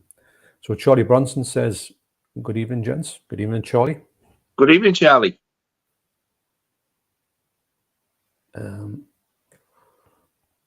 Let's think. I forgot. I'm just looking for. Tom says, Funhouse reminds me of Hellfest or Haunt. Yeah, I can definitely see Hellfest in it. Have you seen Hellfest? Hellfest, yeah. I love Hellfest. Yeah, that's great, isn't it? Great film. Seen you do a review of the 4K when you first got it. And I was like, oh my God, I didn't even know that I was out on 4K, because I think I'd watched it on streaming not long before you did your review. And I seen it had one of those lovely slip covers with the rounded corners at the top. Yeah. So I went hunting for it after you'd shown it, because I didn't even know it was out. There's loads and loads on eBay, but none of them had the slip. So I've just been biding me time, and with the slip, it was going for stupid money. Anyway, I finally got one in this country with the slip. I think it cost 20-some quid, so I was over the moon with that. I think I got mine for $11.50, if you can believe that. It might be. Do you know, thinking about it, actually might have been less than 20 quid. I can't remember. It was a daft price when I thought, is this real? But you bought it late and thought, But I love that film. Yeah, it's the 4K is lovely as well, isn't it? Yeah, it is. The picture on that is fantastic. Yeah, we've got Double Bill Movies. Trev, hello lads. Hello, Trev. It's doing all right. You all right, mate? We've just been talking. I've had a bit of problems in the past with the Feroxes, but they're getting there. Yes. Ooh, pain right in the Ferox. Yeah, yours is playing up in a minute though. Maybe the weather. Yeah. Sweaty, agitated Ferox. Oh, get some cream on that bad boy. Danny Duke says, this week I got the Arrow film version of The Thing. Yeah, it's a great version. Oh, good call, Danny. What a film. I know. Yeah. What a film. It says, is the film where a man turns into a snake. Oh, sounds even more realistic. Actually, this is a good point. Rock and Roll Hell said, Second Sight are good, but the prices are getting a little bit stupid. I would tend to agree with that. Yeah, they are. It wouldn't have bothered me, but it's when you think back to how much we paid for that Dawn of the Dead box and everything you got in it. Yeah. They will release a box, which, don't get me wrong, they do some stunning box sets. But that one was like really extra special. That the stuff you got in that, the novelization, the hardback book, the soundtrack, row of discs, and that beautiful artwork. And then you'll get something where, yeah, you do get a poster, you get other bits and bobs. It's just the one film, but they're still charging 50 quid. Yeah, I agree. You can't fault that. I mean, I was more than happy to pay. It was £80 for the Dawn of the Dead, but it's literally everything to do with Dawn of the Dead in one place, and you think, I'm completely done now. And that's something, as a collector, actually, I'm not saying to you when we talk about these movies, I'm not saying Zombie Flesh Eater Zombie, the Blue Underground ones come out and it's definitive. I never say to you or you say to me, I can't wait for the next zombie to come out, next version of it. We want to be done. No. But sometimes it's hard to be done. I can't see Zombie getting topped unless they get some kind of huge box set, which you would have to get. Yeah. But what I think as collectors, all the collectors here would like to say, right, we're going to put this out and that's it. You're done completely. Like, I think Dawn of the Dead was one of those ones where you knew your search had ended on a high.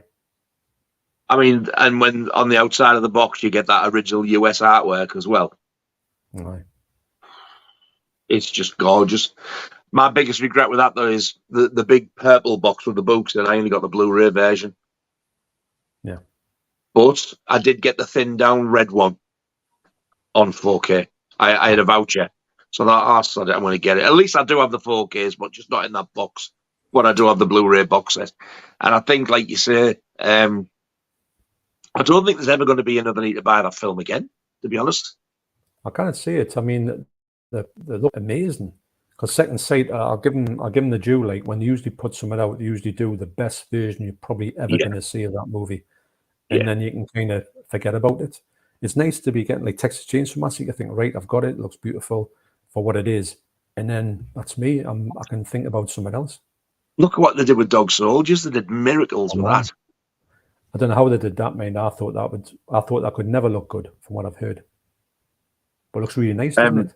Yeah, well, my mate Mark Norwood, if you're watching, he's been on commentary before. He got it. It's his favourite film. And he was absolutely blown away. Yeah. I think he's actually got 2 copies. I don't know why. But he was even tempted to get the Scream Factory one as well. He's that big a fan of it.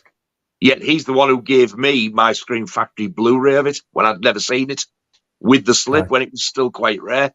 I'd never seen the film, and he came up one day and he just posted through a letterbox. I was like, what the hell is this? Anyway, when I watched it, I was like, why have I waited this long? I absolutely loved it. What a film. Yeah. No, it's I'd seen it years ago, and I didn't actually care much for it, but that was because it was the quality was rubbish. Because you know that film is dark. But on this watch, it was one of the ones where, you sit down, and we've done this with a lot of these movies. You think, right, just going to throw everything out the window. I'm going to focus on it and just see what I get out of this time. Yeah. And sometimes you can have an amazing time with it by just concentrating on a movie. Because sometimes maybe you watched it back in the day and you weren't the right age, or you weren't the right mindset for it, or you didn't appreciate that type of movie. And you're a bit different these days, aren't you? And you can see a lot more pleasure out of something that you could actually thought was just awful back in the day. Not only that, I mean, recently as well, I watched stuff like the first Terrifier film. I hated it when I first watched it. But when I knew I was getting Terrifier 2, I thought, I'm going to have to bite the bullet here, because I can't just own Terrifier 2 and not the first one. And I need to rewatch it again to get myself ready for the second one. And when I watched it again, I went from hating it to absolutely loving it. It wasn't even just a slight increase. I absolutely loved it. So I'm so glad that I've got them both now as well. Well, everything, I think, well, all these things, I mean, I've got this, I watched it once, thought it was average, but it definitely needs a rewatch. And you never know. I don't think it'll ever be my favourite film of all time, but it could move up a lot. Or it might jump up a bit, though, yeah. Yeah, I could just say, look, it's a one-time watch, and I'll watch it again, and then it's fresh in my mind to sort of think, well, it is what it is, because I can't remember anything about it. When I'm going to say it to you, I just get a kind of overview in my mind of what it's like. I don't really can pick out anything in that movie, really, apart from it seemed more like a Jess Franco movie than anything else to me. That bad? Sometimes, you know, he made a lot more. I mean, what did he make? About 450 movies. Is I'm right in thinking that he is the most prolific director in his country of origin. What was he from? Was he from Spain or something? I think he's directed. Was he Spanish or Italian? I think he was Spanish, wasn't he? Yeah, but I'm sure he's got the record, or somebody has, for the most movies ever made by a director of the country, and it's Jess Franco. And I would say 90% of them are going to be trash. It's hard to brag about. 7 at a time. Can you believe it? And he was bloody moon. Money on another one, he just like forget about it, then go back to it, or not even finish it off, just chuck it out unfinished. Bloody moon, I bet he doesn't even like girls. The phony Spanish lover. What a script! That's a great line. God, I nearly fell on the floor. Yeah, I know. It's well, a lot of these things are just, you don't even know that they're dubbing where they're having a laugh with it, because were they actually saying that in real life when they're doing it? The boys it makes you wonder, doesn't it? I'm more excited about the local convents trip. I'm more excited than the local convents trip to the candle factory.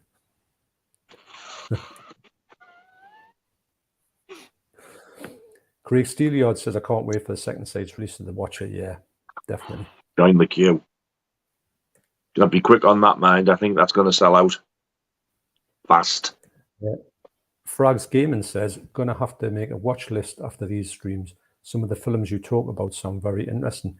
To be honest, Frags, I'm going to say that if you were in the mindset of these movies, knowing full well what you're going to get into, you can have such a blast with these movies. We're not going to say, hey, this is the new Citizen Kane, or this is something that rivals the best. When I'm saying modern horror day films, I'm not really, modern horror films aren't really that good to be a certain, or say the big horror films, Halloween, that type of thing. Yeah. They might not come up with them things, but for what they are, they're really entertaining. Sometimes they've got some really interesting premises that you don't see in many other films, or shock value, or things where you say, I can't believe that is in a movie. You know, do you find that, Nige, that sometimes when you go back, I mean, the next one we're going to talk about is one of the prime examples of it. Ooh. Could you see some of these movies just not even being made today because you know absolutely that would say it wouldn't even get the time of day if you went to somebody and said, I want to make a film and this is in it, go, not happening. And this is another one of those. The next one, it's one of those. When I first watched it, I ordered it on Blu-ray, and I thought, what an absolute pile of bilge, and I hated this. And then when I watch it again, because people kept referring it to like a little bit like Last House on the Left, I was like, well, that's not the film I watched. But then when I watch it again, I was like, oh, I don't remember this bit. I'm like, wow, I don't remember that. I think a lot of the times that I watched some of these things, too busy on my phone. So if you're going to watch them, I highly recommend that you put your phone on silent, put it down next to you, and take no notice to it. Because I blame that for a lot of the films that I thought were garbage, to be honest. What I used to do is, I'm not saying all the time, but say, for instance, like this next film, I'll put it on, say I did know about it before I put it on. But maybe when I first watched it on an American Blu-ray, actually, which was still good Blu-ray, but this Blu-ray for me is just that little bit better. And I thought, but sometimes you're looking up to say, well, when's it made? who's in it, who sings the theme tune, and all that type of thing. And you miss chunks of it out, and then you go back and say it was all right. But what I do now is I'd say, right, I'll get my phone, I put it in the other room, this room, I put it on charge, forget about it, just concentrate on that movie and just have nothing else going on. He's only an hour and a half, and sometimes you can really be enthralled in them, you know? Yeah. And I think when you do that, it's a totally different experience, isn't it? Yeah, it is. I think some of these movies are an experience you've got to give you full attention. I'm not saying that they're going to be movies that you've got to really concentrate on because of the sort of plot twist. It's not that, but it's something that's, I do think that's give a movie a full attention and give it the benefit. Always think to yourself, it's not going to be the best film I've ever seen, but it might be one of the most enjoyable films I've ever seen. I do find myself enjoying all these movies we're talking about today. I always find myself either liking them or really enjoying them, as opposed to just saying. I think if they were all movies where they were all rubbish and I mean total trash, we could have come on and done the stream in one go. Just look, we've got these. It was a bit of a thing. They're all rubbish. Nobody cares about them. They're not even ever been released because they're just so bad. That would have been the end of the stream. But there's so much life in these movies, and to get them finally uncut, and usually in this country, and younger people getting into it and getting them as well, not just buying them, but thinking that is a good movie. I like that. It's like a breath of fresh air and like a sigh of relief when you get it in your mitts and you're thinking, I never thought in a million years I would ever not only own this, but ever even get to see it. And then when they turn up, you're like, oh my God, I can't wait to get this on. And as well, going back to I Miss You, Hugs and Kisses, you get one thinking it's going to be, you can't get a hold of it. You get a hold of it and you think, well, it's just for the collection.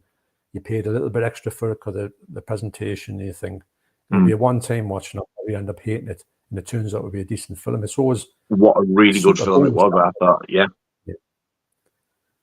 But people do slate it, but I don't know why. No, it's got a lot going for it.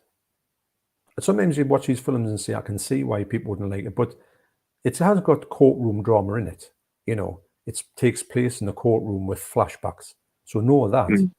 But the flashbacks make up for it. What you're saying, how they put it for how this thing went or not. Yeah, I don't think it's hard to follow. I think it explains itself as it goes along, I thought.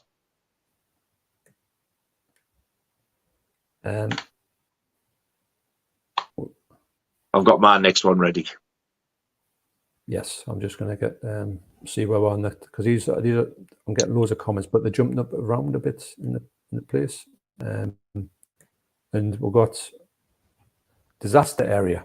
Evening, guys. My two fave nasties together again. Thank you very much. I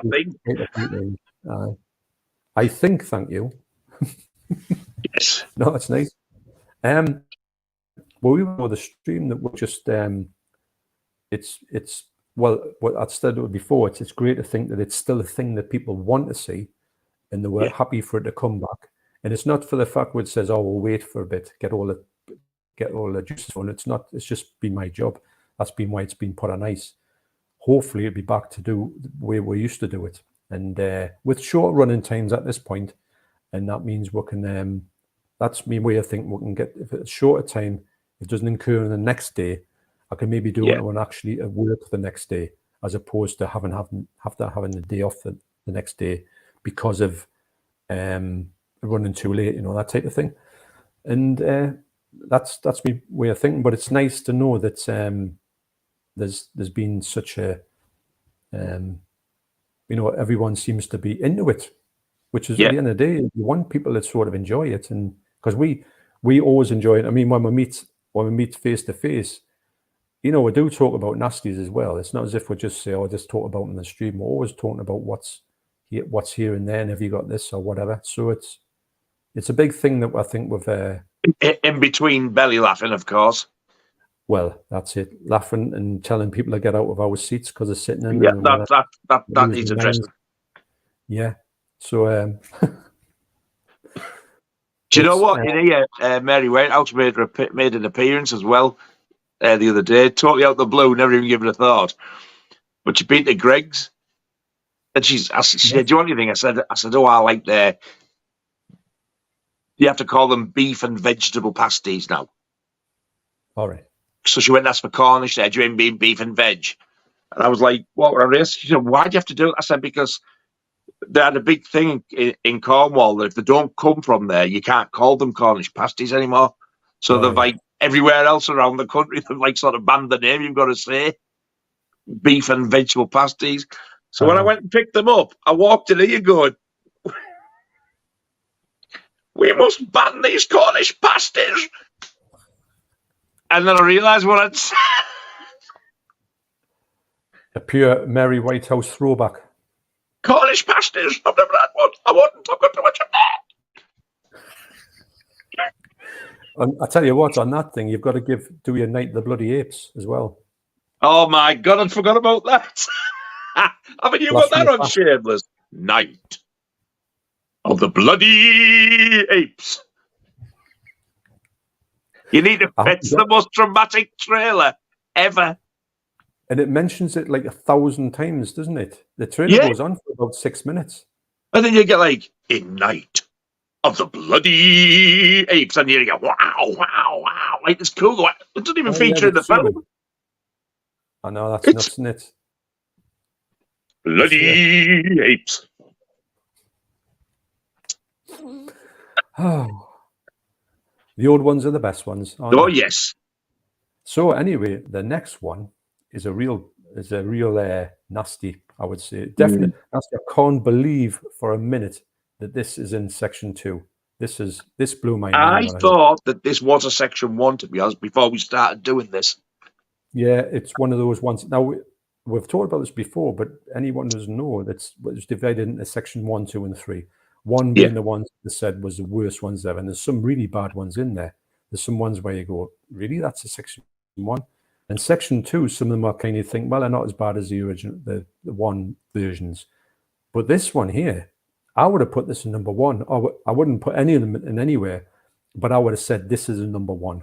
And some of the ones in number 3 didn't make it in section 1, but Axe did. I will never know. I will never get that. Axe is just, well, it's a great movie, but it's there's nothing in it. Is it? It's very cheaply made, but what a great little story it is, and it's just such a good film. Cheaply acted, cheaply made, but the story's great in it. And I'm like, what the hell was that doing in that list? I'm glad it was though, because I never would have watched this. I would never have got to see it. You know what I'm getting just when you're talking about that. I tell you what's popped into my head: Pearl and Act and X in a slight way. You know, you can get a little bit of a feeling of X and Pearl in it.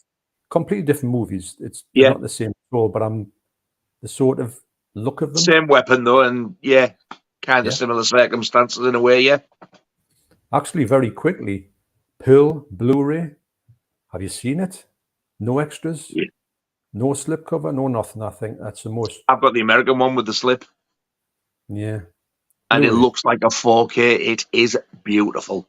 And what a film. I'm so disappointed about that. Really am. I didn't get X on Blu-ray over here for the same reason. I'd seen it in the States with a slip. I thought, oh, I wonder if I was Will. Seen it, I was like, nah, and we got the American one. So I didn't even hesitate with Pearl. Well, I thought I would get it cheap, Pearl, just to have it, to watch it, a bit like X. But then it someone come at me, Amazon Prime. Oh, it's on Amazon Prime. Now I thought, get in.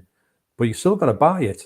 And you had to buy it before on Amazon Prime. And I thought, what are you even telling us that for? Because I thought it would be on free like X was. And I could have watched it anyway, just a better quality. And I thought, wow, it's this A24. They're really weird with releasing stuff in the UK. I just don't know what's wrong with them. I know.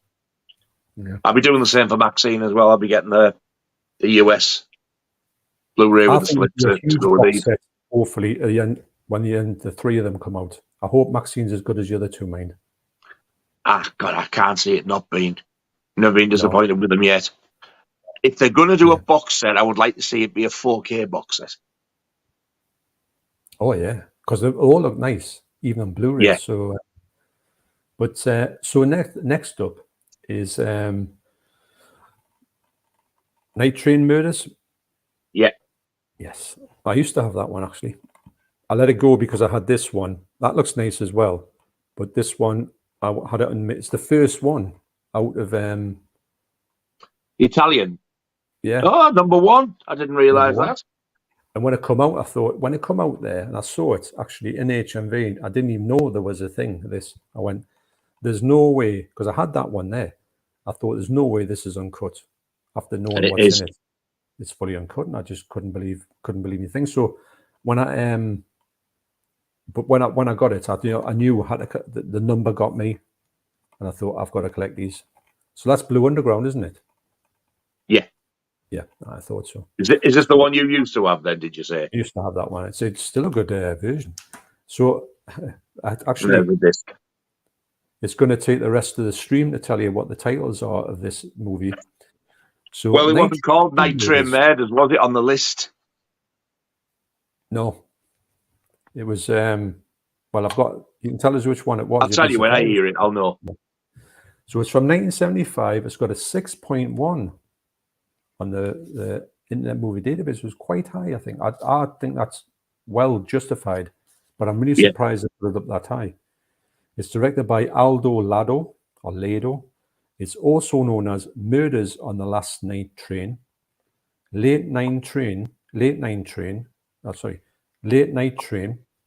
Don't Ride on the Late Night Train, Last Stop on the Night Train, New House on the Left, Second House on the Left. Oh my God. Torture Train. Never heard that. Nah. Last House Part 2. And Christmas Massacre. Wow. It's something to do with late train, I think, the UK video nasty title. Oh, hang on, I'll tell you what it is. It is Night Train Murders. You're actually there. There you go, yeah. That's the UK video nasty title. Actually, this is Night Train Murders. Is it? Well, I'm sure it was called something else. Alternative is Don't Ride on Late Night Trains. So that's the cover art there with that face. What's that one say? Don't Ride on Late Night Trains. I don't remember being that. Anyway, it's something like that. It's got this booklet says here, the new house on the left. That's by Callum Waddell, Night Train to Terror. So this movie here, it's a brutal watch, mate, isn't it? Yeah. A lot of people have called it Last House on the Left on a Train. Basically, it follows the same beats and everything of it. But I found what I do like about this movie, which sounds a bit bad, the two blokes on here are really awful. And I in a sort of, you're getting like a sort of really bad gang. Yeah. And then also, strangely enough, without going into too many spoilers, is the fact that they meet some woman on the train who's actually really into what they're doing. And she joins in. She's quite posh and well-to-do as well. Oh, yeah. And she actually gets a real kick out of it. I couldn't get it. I was quite surprised at that twist. Torturing these two poor buggers. I know. So, yeah, if you've seen Last House on the Left, you've got half an idea of what you're in for. But I'll tell you what, I think this is more brutal than Last House on the Left. It is, but Last House on the Left's more gory. Which I know it sounds a bit Irish, but like obviously you've got in Last House on the Left there's that disemboweling, which was like pretty sickly. You don't get nothing like that in here, but some of the stuff they do in a way is far worse. It is, yeah, it really is. I was really surprised. You do see bits of it. There's a bit I'm thinking of on the train. You probably know what I'm on about, and my jaw dropped. I went, I do not remember that bit.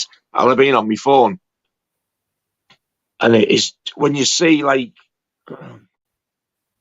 what happens when they get off the train and that, it's just absolutely harrowing. Mm-hmm.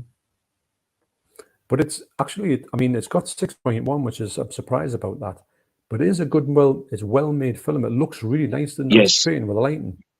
You've got a kind of bit of a Dario Argento feel to it, which I can't believe I'm saying it. But there's a bit of skill went in this movie.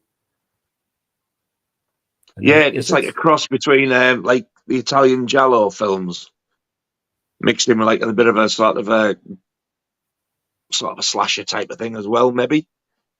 Yep, and Irene Miracle from Inferno's in this as well. She's one of the girls. She's that girl. Actually. And Midnight Express, according to this, she was in as well. Wow, haven't seen that for a long time. Flavio Bucci from Suspiria. I don't know who that is. I know if I saw them, but sometimes it's hard to remember who the people's names are when you see these movies. There's that many names, but you know the people, the faces immediately, don't you? Yeah. There's somebody from Deep Red in it as well. And don't forget, you've got the amazing theme tune by Demis Roussos, which doesn't go with the movie at all, but it's quite amusing, isn't it? You think like... Yeah. How brutal this is, isn't it? From in the background, you've got to say,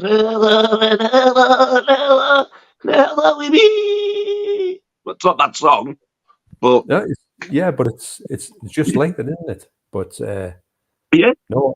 So what would you rate this one, Nige?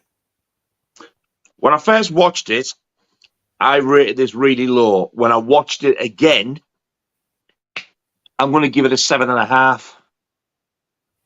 Do you know what? I'm going to go 7.5 as well. A strong 7.5. Very strong. I was debating 8, but I thought no, because there's other stuff I like better. But yeah, I do highly recommend this one. And I've watched it quite a few times, and every time I watched it, I've really enjoyed it. It's not as if I watched it and think, "Oh, it wasn't that good," or I thought it was worse. No, it is.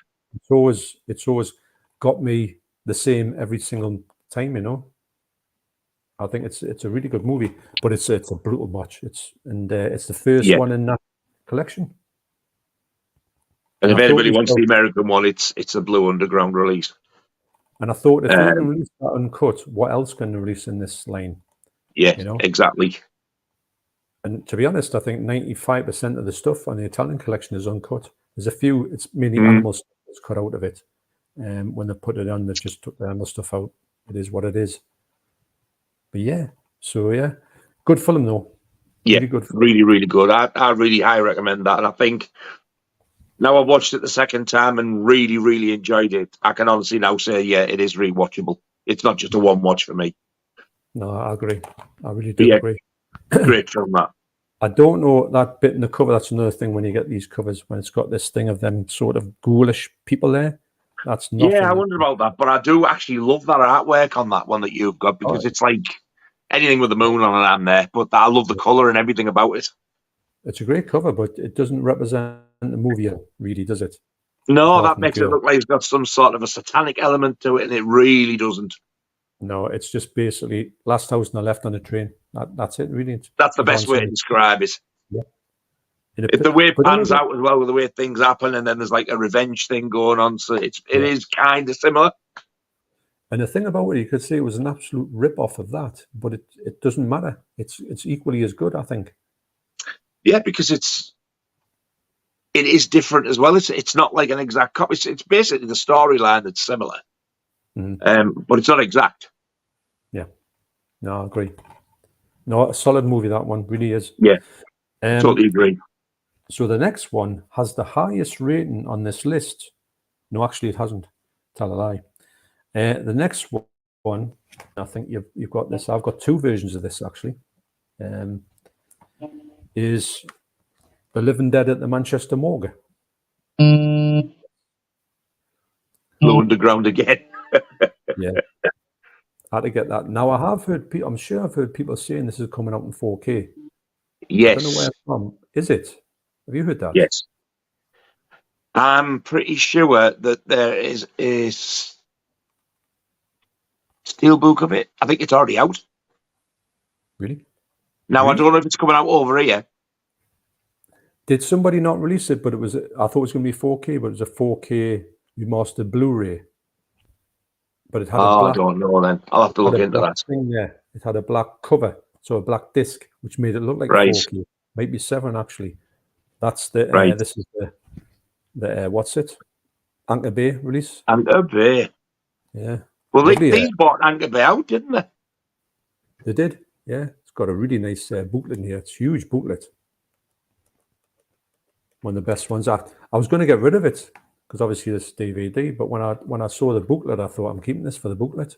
I was going to say with Blue Underground, you very rarely get anything. You get your disc, and you. I don't even think you get reversible artwork. You normally get like this, the chapters and stuff. Yeah, you do. Especially on the older ones, anyway.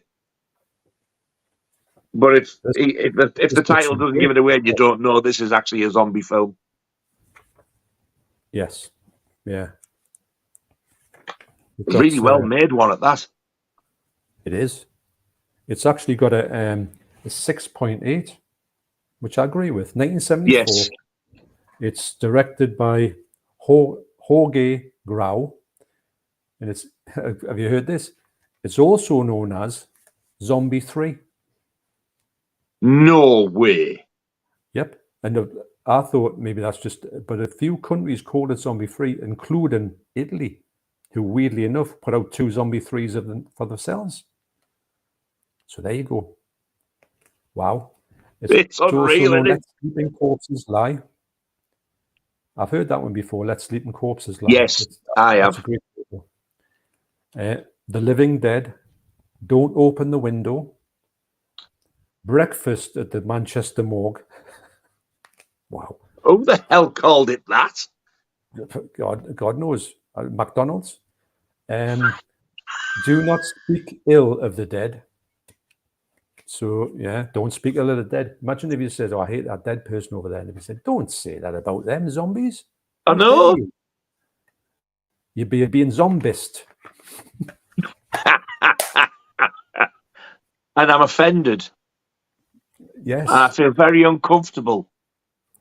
This movie, though, I think it's a brilliant movie. Actually, to be honest, if I'm honest, I think this was one of the first movies that ever had sort of like gut munching in it. And really, yeah, I think it is. Yeah, 1974. And it's got the amazing... I honestly didn't realise it was that old. 74, I didn't know it was that old. But he's like a total throwback to like Hammer horror films where he's like, hello there, darling. He's got that sort of thing about him, hasn't he? And he's... and it is actually filmed around Manchester. You see the road signs and that.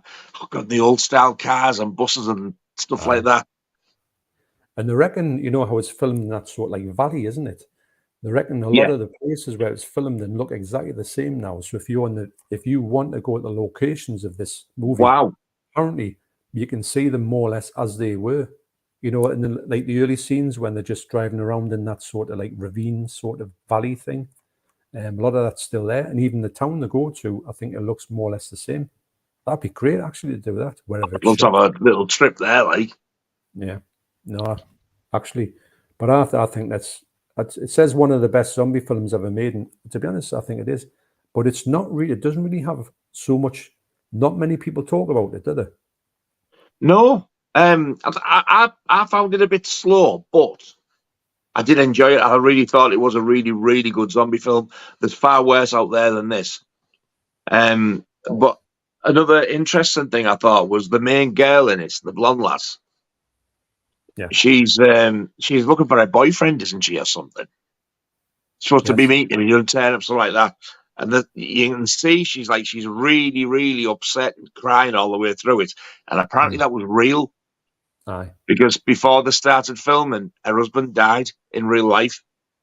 Yeah. And they were like, yeah, we understand if you don't want to do it, but she wanted to do it, so she did it anyway. So all that sadness you see in the film, unfortunately, it's all real.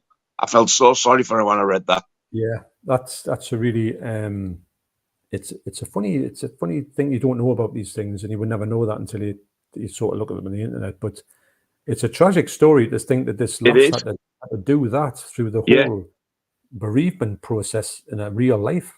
And I wouldn't care. She's She's a lovely looking lass, isn't she? And you thought, a young kid, and you just think, now how cruel life is sometimes. Especially she's doing a movie about zombies as well. Bonnie lass. Oh, she looks like in her mid-20s-ish, mid to late 20s. And then her husband dies just like that. Like, Jesus. And but I think that it made her performance fantastic. Oh, yeah. It's just a crap way of getting a good performance out of somebody, though. It is, isn't it? And the way, actually, the unique way that the zombies come about in this is because they put that thing in their field, don't they? And it emits this sort of that's right. Noise. That massive red trucky thing. And it looks like something out of Doctor Who.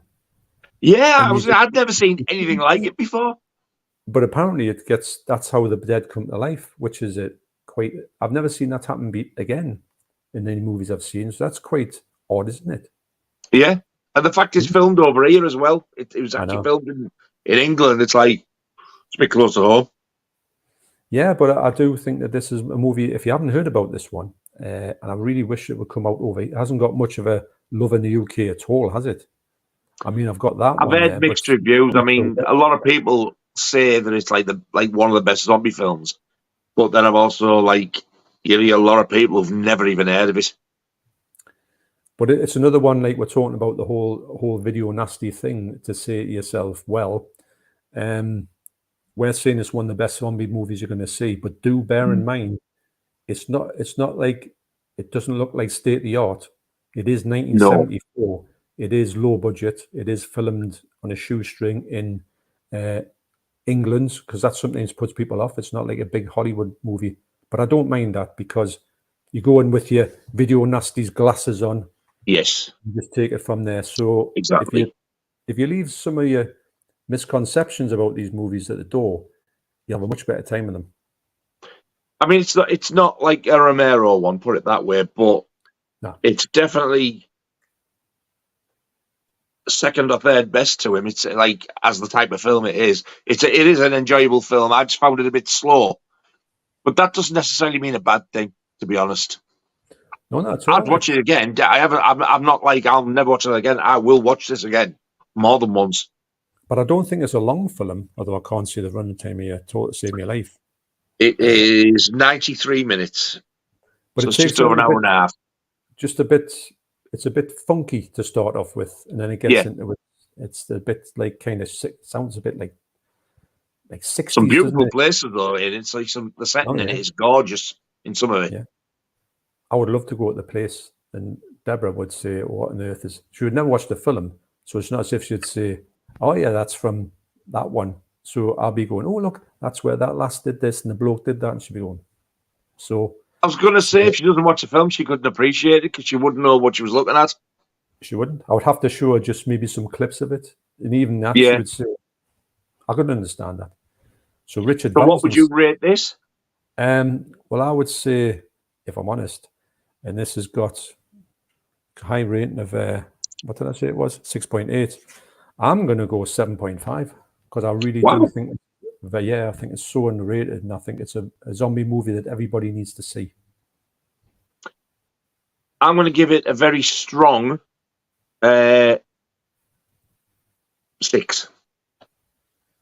I was going to say 6.5, but I won't push it. I need to see it again because I haven't seen it for a long time, but it is a very, very good film. And if you like your zombie films, it's definitely worth getting. Yes. Yeah, I do agree. Richard Vowson and says... even 6 out of 10 is a pretty high score. It is. And I think it's justified, actually. And he says, enjoying the return of the Video Nasties live stream. Yes, so are we. So are we. It's gone marvellous. I'm enjoying it. Really enjoying it. Let's just stay on for another 15 hours. I tell you what, it's a young man's game. It's a young man's game. And you shouldn't even say that in jest, because some people out there take that literal and go, yes! He's joking. I am, actually. Unfortunately, Disaster Area says, monkey's blood sounds like a nasty. Yes, doesn't it?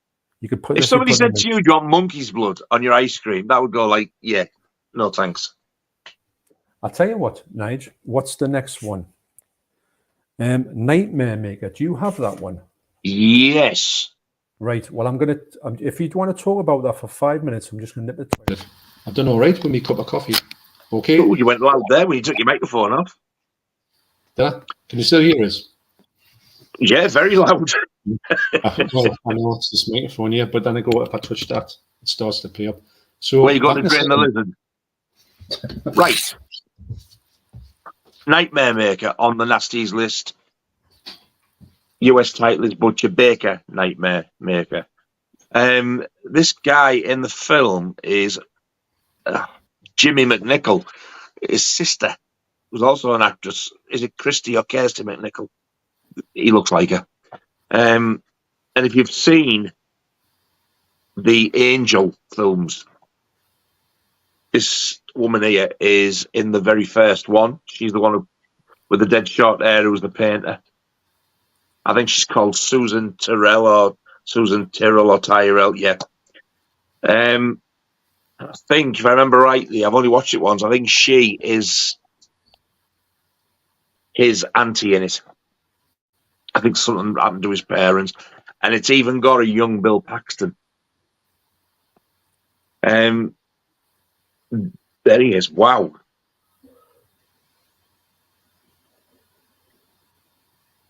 This wasn't what I expected it to be. I thought this was going to be far more gory. However, it is a really good story and a really good film.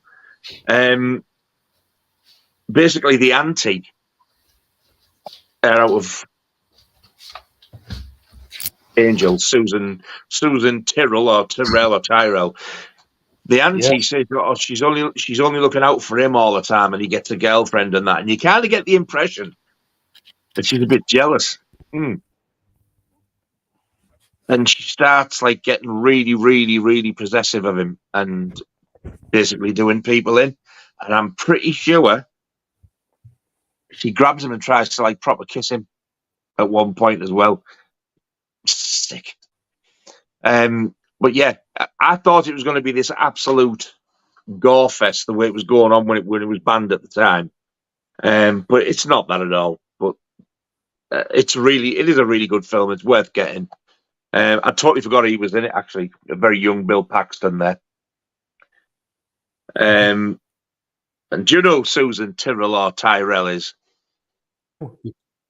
I tell you what, she was in that. You remember that thing I was talking about from the Arrow thing, Forbidden Zone? She was in that one.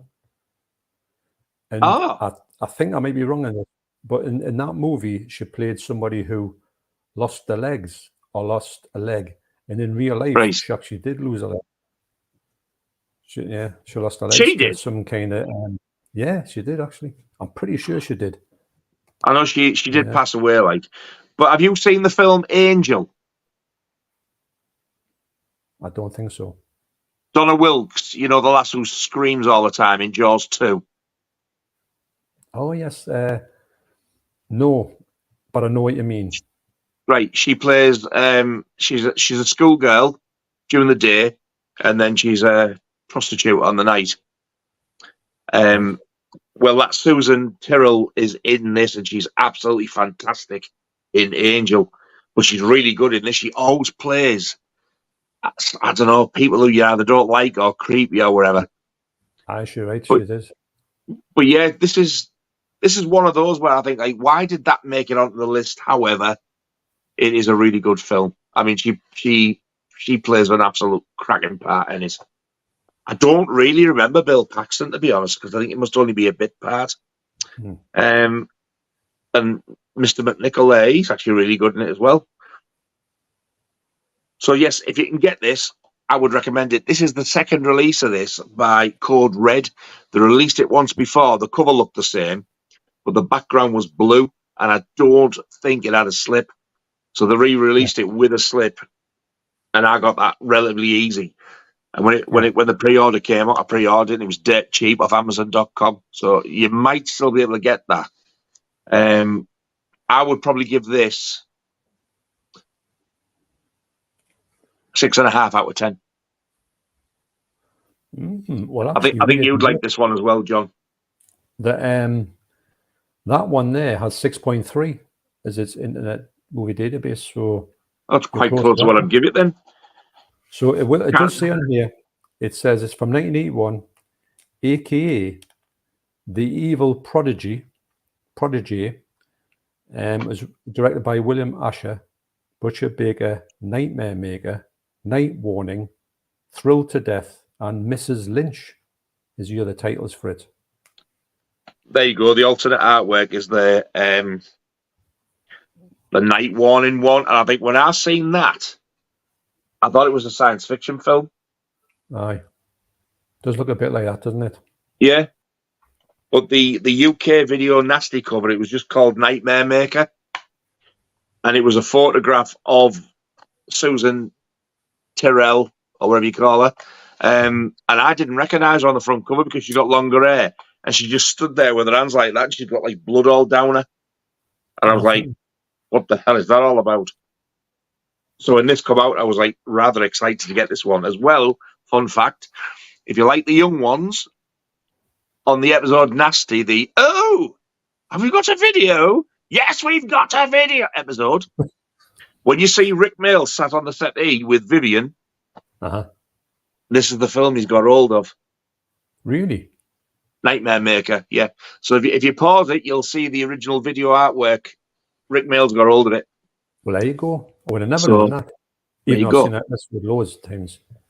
Yeah. It's funny because really good film. Released in the UK. Do you think that could get a UK release? I do, but I can't understand why it hasn't, to be honest.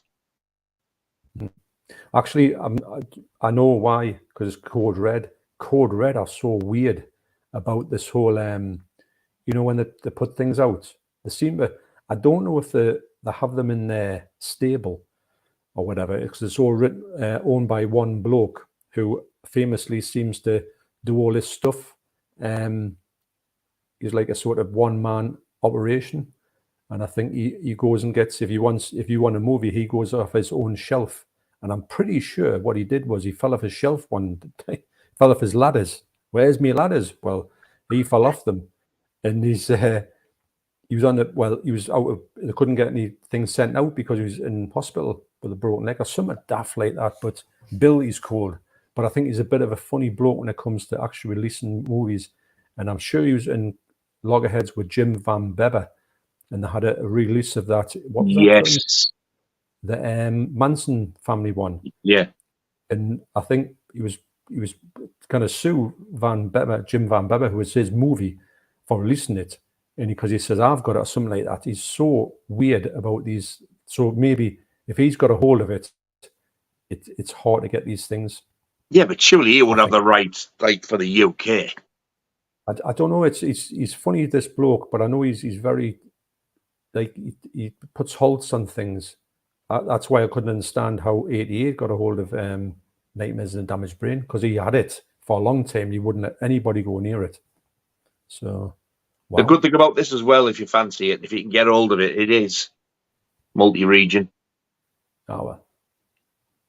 A, B, and C. So, like everything should be. Yeah, I agree. But yeah, really good film, and I do think you'd enjoy it. No, I'll definitely check that out. It sounded all right. And that the Susan Tyrrell, I think she's a great actress, and I like her and everything. Like you say, she always plays a bit of an oddball, but I like it sort of. She's got a good face for it, even though she's not ugly enough. But such a shame when she died. I was good because, like you say, hell of an actress. She's having some weird parts, but she's good. Well, so what we'll do is last one we've got here. We're coming up. We've got 10 minutes left to go. I apologize to anybody I've missed the comments. I haven't answered that many. Looked at a few, and I know a lot of people are talking to each other. I just want to thank everybody for coming back to this live stream and making we all feel more than welcome. But it's the actual reception for it. We both said to each other, we can't believe that this is still something that gets talked about, and that's great. It's a great feeling to have something that you think is connecting with like-minded people, because that's what it's all about at the end of the day, isn't it? Talking to an audience who's actually wanting to know about, wanting to speak about this stuff. Yeah. And like I'm same as John. I'd like to say just thank you all very much for watching. We've loved doing them. and we're going to continue to love doing them. It's just nice to know that there's people there who's actually enjoying them and watching them. So yeah, thank you very much. There's plenty of life left in this one, isn't there? Because we're only just scratching the surface, really. And all new. Actually, what we might do is maybe sometime down the line we might go and revisit some kind of ones we haven't had a chance to get. Maybe upgrade. Maybe do an episode sometime down the line. That's an excellent idea, actually. Yeah. You know what I mean? Because there's plenty. Definitely. I mean, 88 4K will come out eventually of not the 88 4K, the Nightmares Damaged Brain, for instance. We can go back to things like that and talk about upgrades or things. Just fingers crossed for a 4K of the ghastly ones.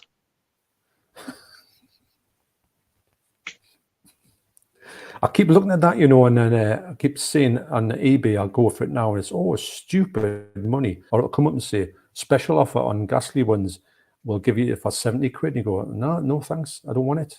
I want it like for 10 quid or thereabouts. Did you manage to get Toxic Zombies, didn't you? Yes, I did. Have you watched it? Yeah, I've watched most of it. I didn't watch the end of it. I thought it was really good. I thought it was a great little story in it about the fact I said you'd enjoy that one. I loved it. I mean, it's crazy beyond belief. But God, yeah.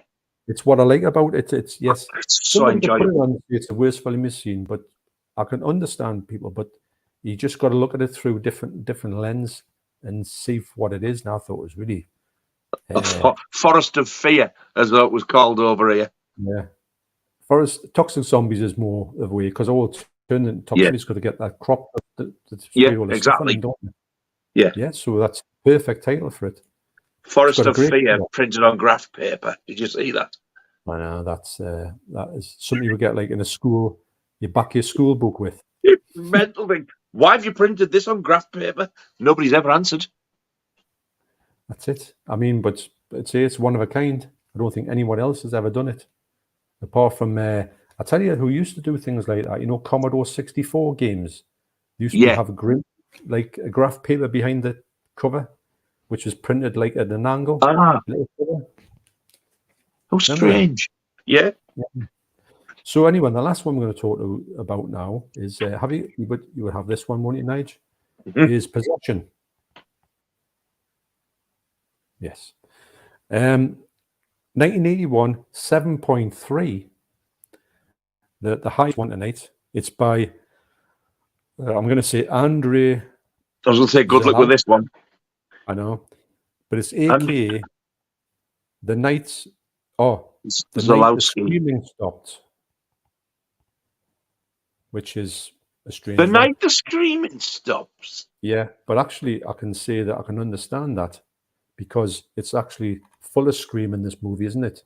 Do you find? Yes, but it's not annoying. It's all in context.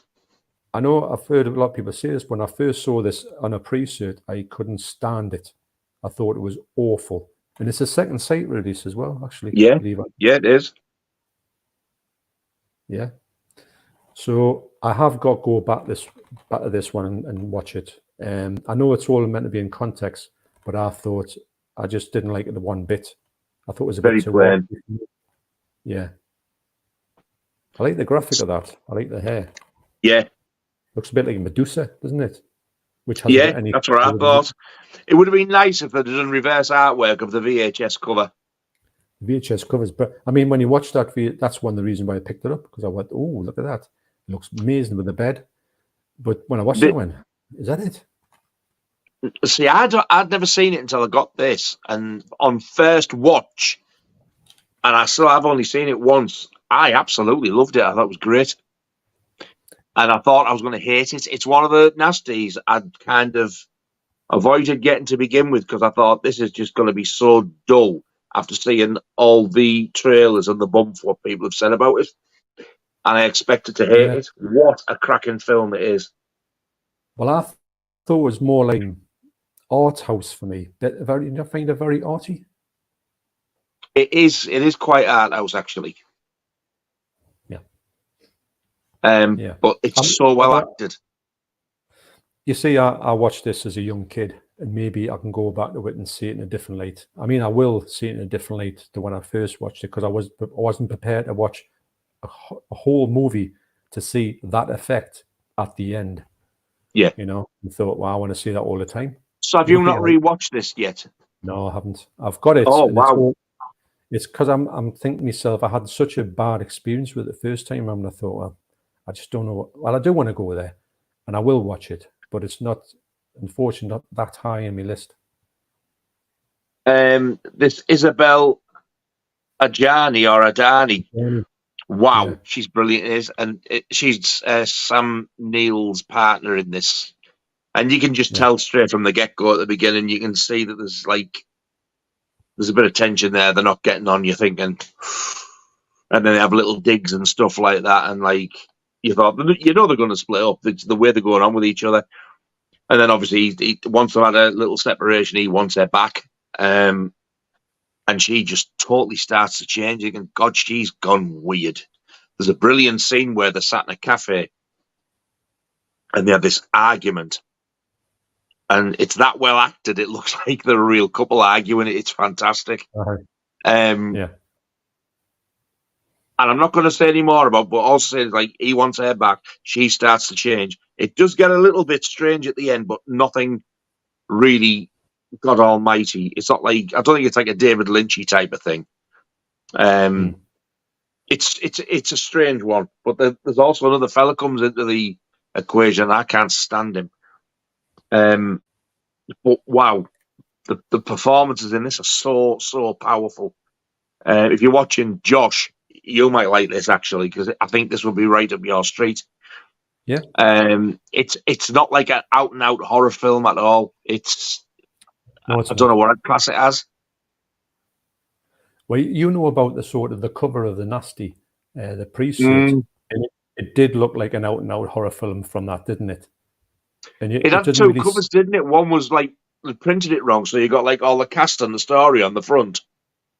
Right. And then you turned it round and you got the front cover, what was supposed to be on the back. So then they reprinted it with another new cover, which was different artwork again. Right. All right. Well, I just remember the bed and the picture that I saw, and I thought, wow, this is going to be brilliant. I had to wait the whole movie for it. But I will get back to it. It's not something I've written off completely. But it may be one of those ones that if I go back to when I don't care for it that much, I'll keep it, obviously, but I'll just think, well, it's just for the collection. Because don't get us wrong, we love these films, or most of them, 80% of them. Somebody might not be in the right, the sort of like mindset for these movies, or they might say, Inferno just doesn't make enough sense to enjoy. I can understand that. We're not saying that you've got to like these, but I'm liking the way that people are sort of like embracing these, even I haven't heard of these movies. They're willing to give them a shot. And don't forget, you can, some of these movies, if you're on the fence with them, some of them, especially the harder to get ones, can be found on YouTube. So you can kind of try them before you buy them. And you may think, oh, that's awful. You may think, oh, that's brilliant. I'll have to get a version of that. So, I mean, we're going to keep on collecting them all as much as we can get. But there is some that you can only see on YouTube, and might only ever see on YouTube, which is a bit crazy when you think about them. But that's the joys of YouTube. You never know what's going to turn up on there. No, I would like you to watch this soon, because I would like to see you do a review and your opinion on it. Is it a long movie, though? It felt long when watching it. One of them felt about 9 hours. It is, yeah. It is just over 2 hours. Well, actually, it's 124 minutes, but I think you're going to be pleasantly surprised. Well, I will give it a shot. I'll move it up a couple of notches in my massive list to watch. I've got that many films to watch these days. On the scale of Video Nasties, I'm giving that a 7.5. Right. Okay. Well, on the scale of the impression I got from it the first time round, which wasn't a good one, I'm going to give it a 4. Because I did enjoy the end, and I didn't know what it meant. I think I'd lost the will to live by that point. Yeah. But anyway, I saw it at the wrong time. I saw it as a kid thinking I was going to say an out-and-out alien horror fest, and it wasn't that. No, it's not that at all. But I think if you put your phone down and, like you say, concentrate, watch it, it does all come together at the end as well. I really think you'll enjoy it. I do. I will check it out, because I don't want to. There's only a few of these I haven't watched. You know, these Nasties that I've got. I've got a couple that I need to watch, and I do enjoy them. And I do think, like we're talking about over and over again, if you just go in with a mindset to say, it is what it is, I might get something out of this. I won't see in another film. But like, say, for instance, what's it called again? From a Section 1, which some people say is absolute rubbish, but it could be, we think it's great. Blood Feast, for instance. Not that one in the phone box. Island of Death. No, not Island Death. Blood Feast. Herschel Gordon Lewis. Oh, yeah. What a movie. But people love could it. say 1 hour of this madness, and you think, but we get such a blast out of that movie. Yeah. But other people could say it's the biggest load of rubbish they've ever seen in life. But it was the first ever splatter movie ever. So you got to give it credence for that, I think. For late 50s, early 60s, whenever it was out, it's like, it's a bit of a gore fest. 63. But 63. Wow. 63. I mean, when you see what they have in it, it's just, it's incredible, isn't it? Yeah. So anyway, we've hit 3 hours. Okay, so I did say it was going to be a 3-hour stream. I've really enjoyed this night. Yeah, I have as well. At this moment, I think we've cracked on with it. We've got through the 10. I didn't think we we're going to get through the 10. I haven't answered as many questions as things I would want to answer, but it's probably a way that you've had a good time talking to yourself in the stream, and also it's a good way for us to bring a few comments up, but really it's sort of like chew the fat about these movies that were kind of find so, well, good, for whatever better word. And so I can't tell you exactly when the next one's going to be, but I'll tell you it's definitely going. What at the end of it'll definitely be one in July. July. It sounds yeah. So maybe even 2. And the next one will be the Evil Dead one. Yes, the Evil Dead. 3 hours of talking about the Evil Dead, and I tell you what, I'll probably have to do 3 parts. The stuff you're going to see in that one. I know I keep talking about it, but. I know we've seen the stuff, but we've only just touched the surface of what we've seen. And I think what he's probably going to have to do is pick out like the best stuff. He's not going to get through his entire collection, but he's going to have some fantastic stuff to show. And I think also we'll mention the sequels and stuff because they're all well worth it. So just like sort of show what we've got. Who knows that maybe the first one could be about the Evil Dead and all the massive amount of stuff he's got. That I mean, that's a video in itself. And then maybe one for Evil Dead 2. Perhaps we could talk about that. That's a good idea. And then you can break it up. And then we're not saying you're rushing through. And I know we've got loads of things to talk about Army of Darkness, but we can't show them because we've run out of time. Or just do the Evil Dead one and then do one for all the sequels. Like one for all of them, because I don't think you do a full one on 2 and then Army of Darkness and then the remake and the new one. Well, so I might as well mention them all sequels. I think it's to do with how much stuff that Mikey's got to do with the Evil Dead 2. He might have a ton of stuff, which might actually equate to have a full video of it. Who knows? He's probably got quite a bit, but I think the main stuff he's got is for the original. Yeah. I think that what we'll do is we'll have a crack on with Mike and see how that goes. But that could be what we'll do with that one. It's all flexible, isn't it? We can do. I think it's just as well, to be honest, that we did this now anyway, because I'm pretty sure he's away on holiday at the minute. I didn't see him in the comments, man. I was flicking through, but if you're watching this on, catch up, or we can get in touch with you, we can just say, how do you think about that? Yeah, he's a good lad. He's up for anything, really, isn't he? Yeah, he is. Yeah, he is. Anyway, so we will now bid you and your feroxes adieu to you, and to you. Yeah, exactly. Right. So thanks once again. This has been brilliant, and it's been great to be back and great to do these things. And it's been bloody wonderful. Exactly. And we'll know. We'll let you know as soon as possible. Obviously, when the next one's going to come up, which will be an Evil Dead one. And we'll tell you exactly how that's going to sort of evolve, for want of a better word. Yeah. Okay. So, thanks, Nige. Thanks for popping over.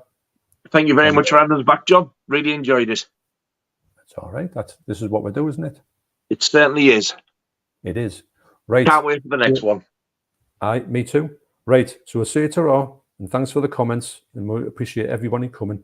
And I would say that on my counter up there that I keep looking at, we've had probably a constant of 50 watching for this stream. Wow.